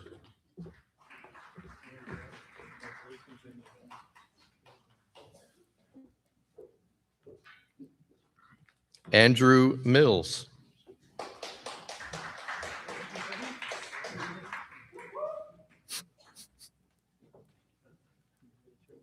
Lacey Mitchell.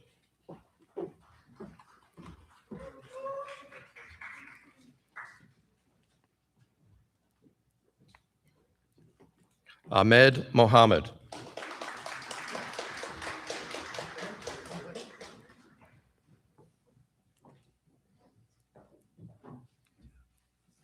Alec Moores.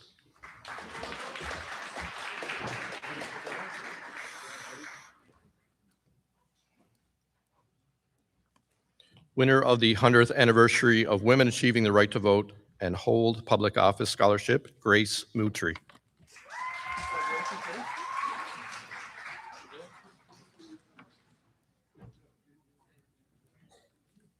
Edward Mogomenza.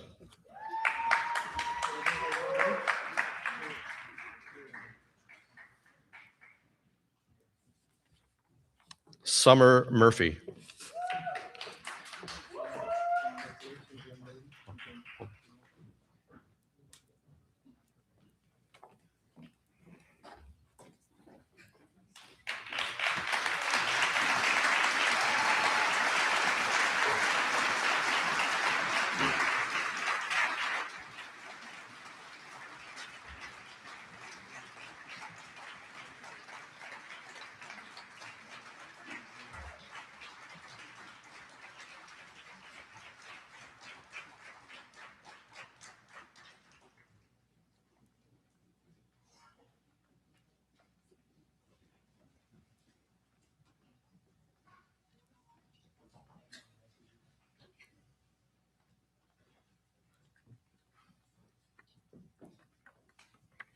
Noah Murray.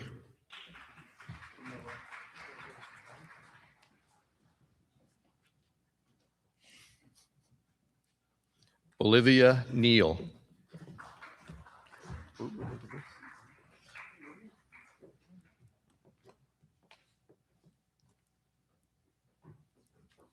Ethan Norman.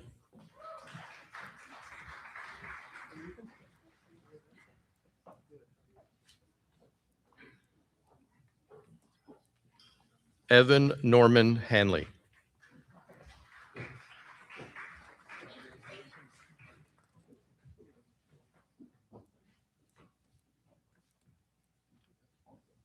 Chelsea Noseworthy.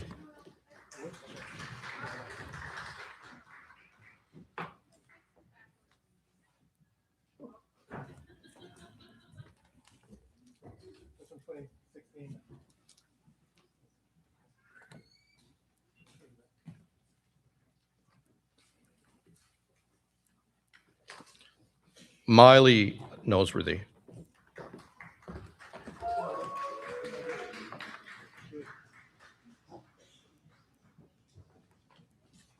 Nicholas Noseworthy.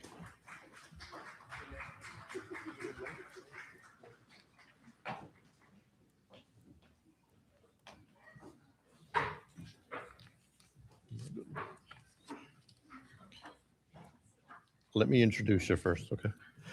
Winner of the 100th anniversary of the Women Achieving the Right to Vote and Hold Public Office Scholarship, the Lassonde Entrance Scholarship, York University Entrance Scholarship, University of Calgary President's Admission Scholarship, Schulich School of Engineering Dean's Entrance Scholarship valued at $8,400, the UBC Beyond Scholarship valued at $80,000, $100,000 Sobeys Award, the Ted Rogers Legacy Scholarship valued at $100,000, Miss Claire Odiwa.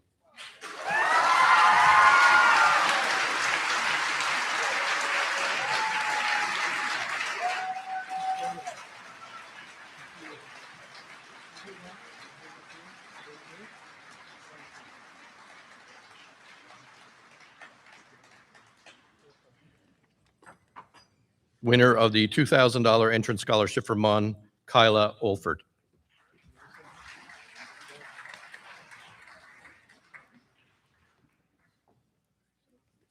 Winner of the Duke of Edinburgh Silver Award, Dami Ogunsipe.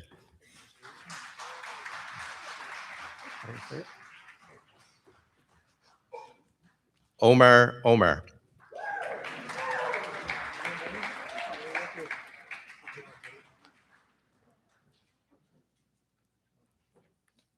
Joseph Omilabu.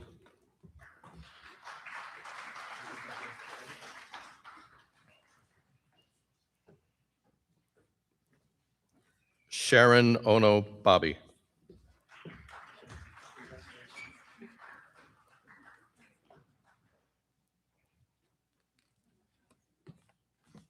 Winner of the Transforming Our Horizons Entrance Scholarship, Seamus O'Regan.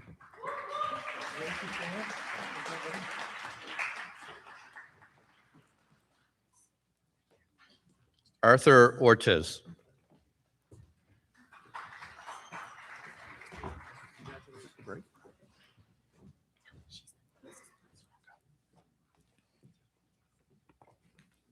Elizabeth Osborne.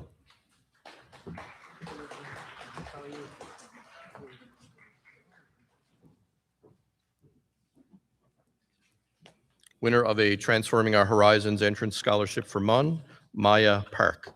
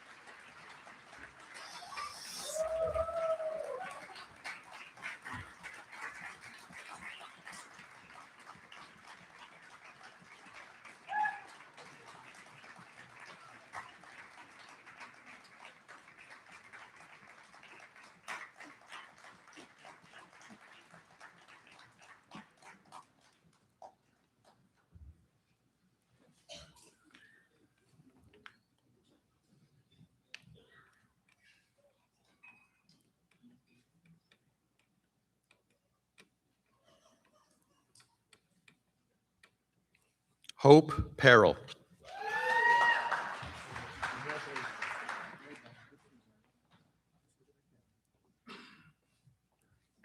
Natalie Peril.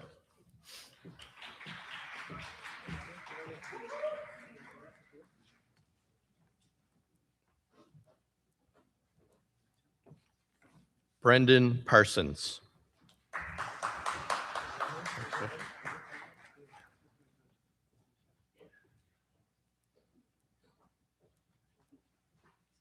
Gideon Parsons.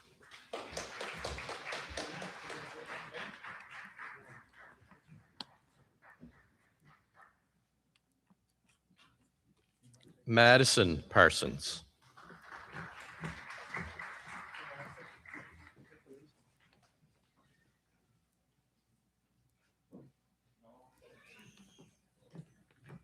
Luke Piercy.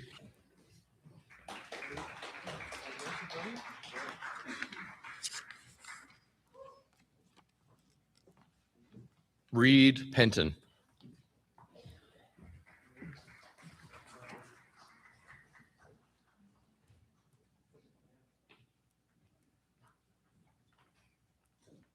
Kaylee Pickett.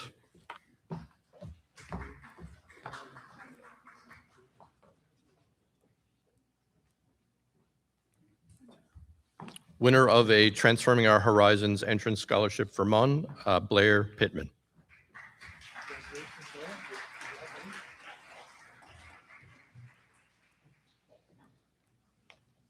Winner of a Transforming Our Horizons entrance scholarship, Luke Pittman.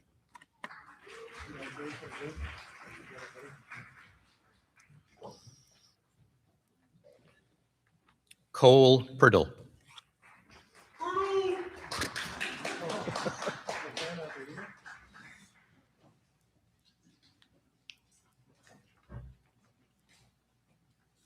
Winner of a MUN entrance scholarship valued at $6,000, Brooklyn Pritchett.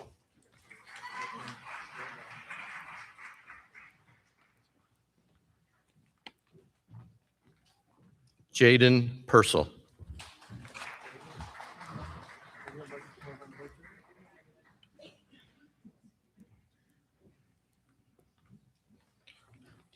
Fatima Rajab.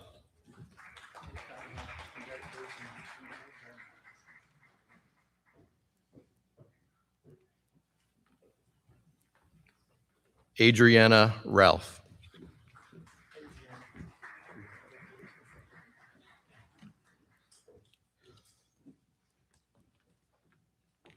Brianna Reed.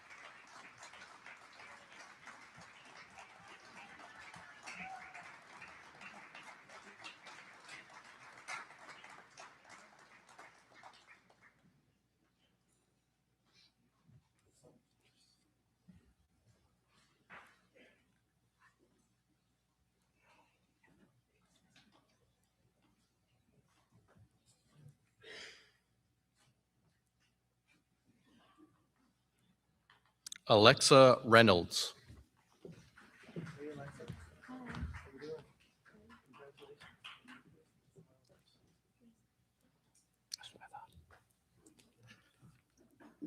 Kiana Rezanajab.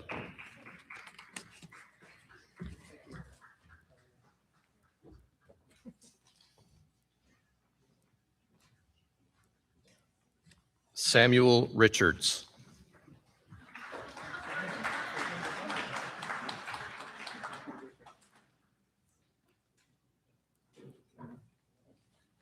Winner of a MUN Transforming Our Horizons entrance scholarship, Brennan Rideout.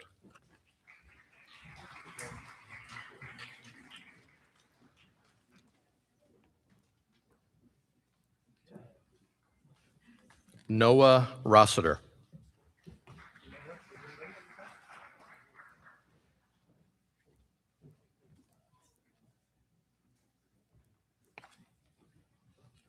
Our Schulich winner and winner of a MUN entrance scholarship, Mr. Gavin Sala.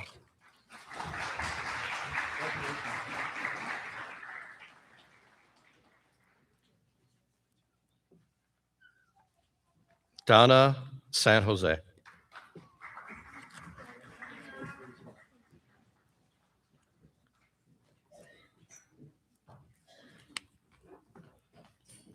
Stephen Saunders.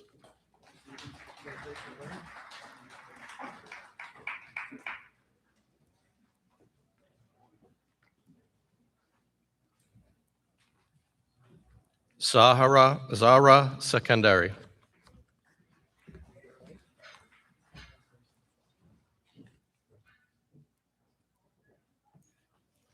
Zainab Secondary.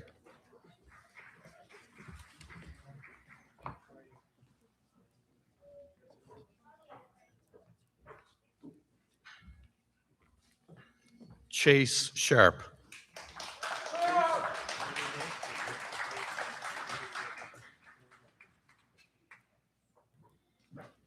Winner of the St. FX entrance scholarship for Bachelor of Science and Arts in Health, Claire Slade.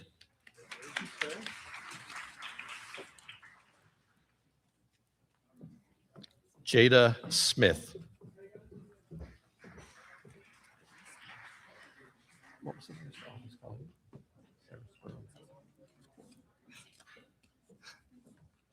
Winner of a MUN Transferring My Horizon Scholarship, Sarah Snow.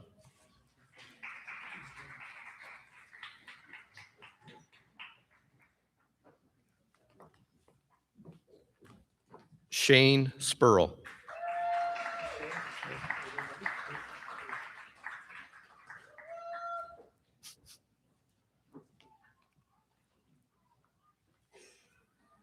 Joshua Squires.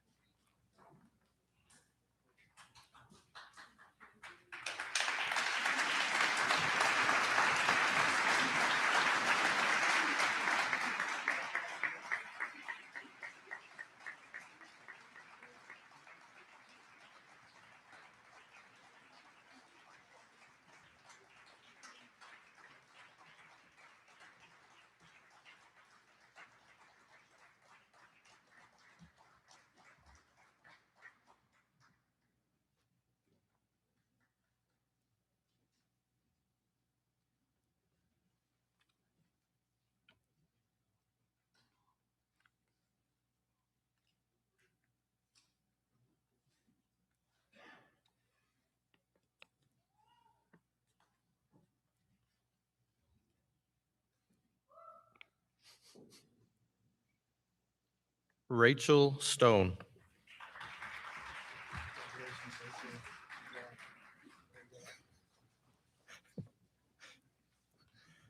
Dominic Stuckless.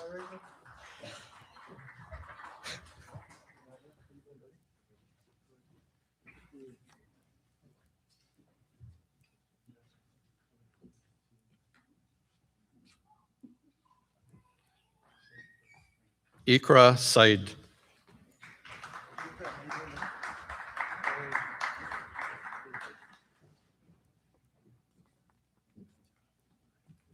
Princess Terabo.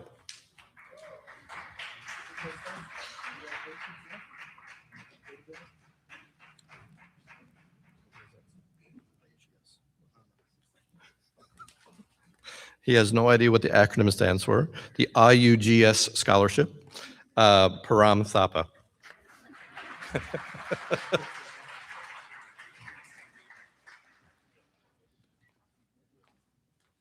Jackson Trask.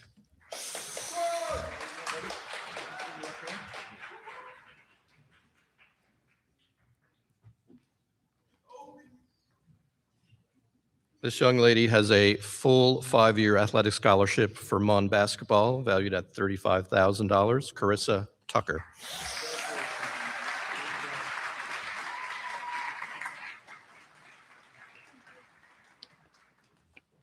Elizabeth Tucker.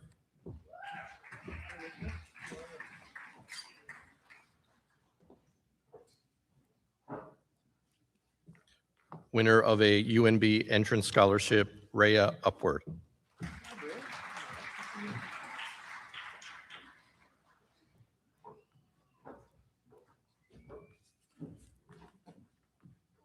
Braden Van Schneidel.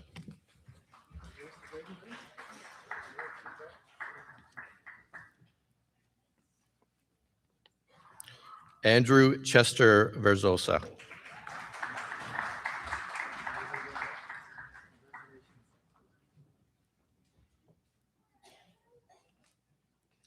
Julia Villeman.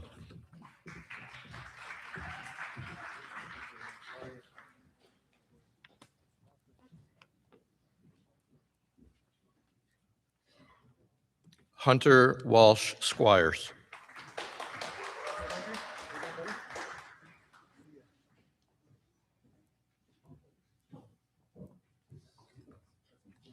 Winner of the Euclid Math Contest, ranking in the top 25 in Canada. The Fermet Math Contest, again, top 25 in Canada and school champion. The CSMC Contest school champion, Mr. Zanhao Wang.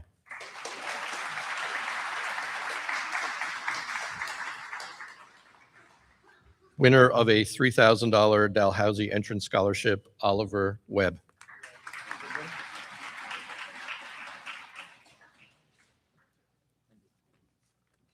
Paige Wells.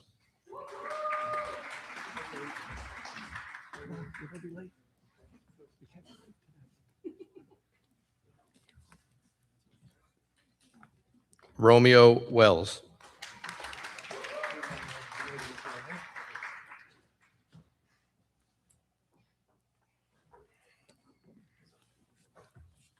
Brandon Westcott.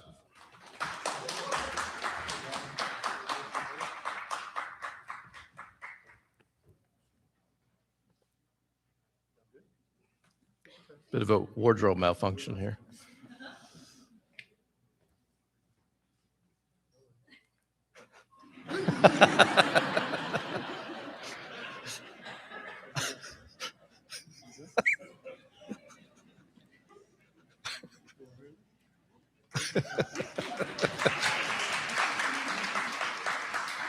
Winner of a $3,000 MUN Transforming Our Horizons Entrance Scholarship, Alex Whitaker.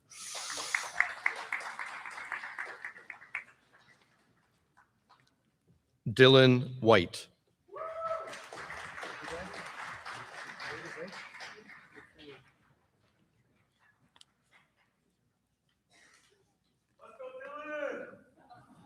Saul Waldendreas.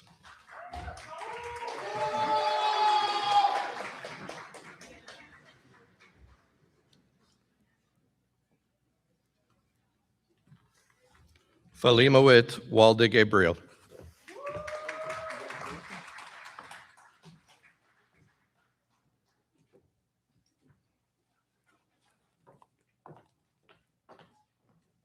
Caleb Young.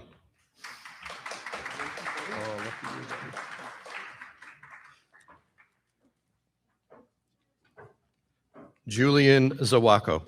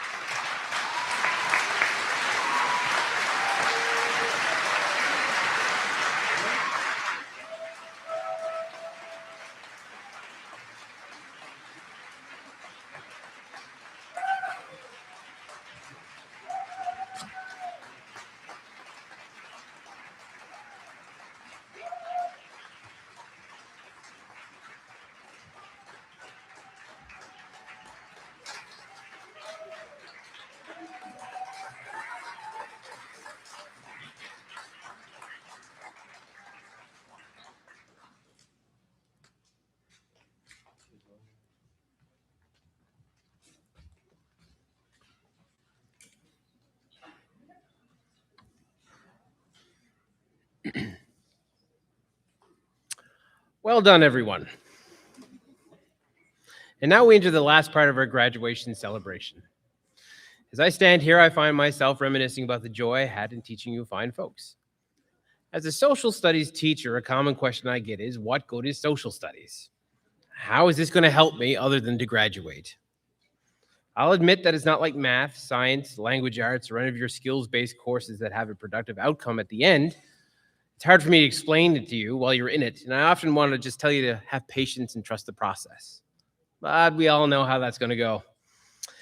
So now that, you're here and you've passed this hurdle in your life, maybe I can explain this to you a little bit. So we've all done our grade 12 socials, right? And we all remember our 3 themes, right? Well, here we go. You've just graduated high school, and back in career class in grade 10, Mr. Howlett and I, the other Mr. Howlett, shared with you the idea that you sleep for a third of your life, you work for a third of your life, so you should get a career that allows you not only to pay the bills, but allows you to enjoy the third of your life that's truly yours. You've got a piece of paper now, and proving that you can follow through and complete something. You'll go on now to focus on your education or get a job, which will give you that sweet, sweet money to buy the things you want and need. You might say that's quality of life. So you use your big, beautiful brains to interact with people, move from place to place, stay curious, share your ideas, and bring other ideas home with you. You make the world better because you're in it.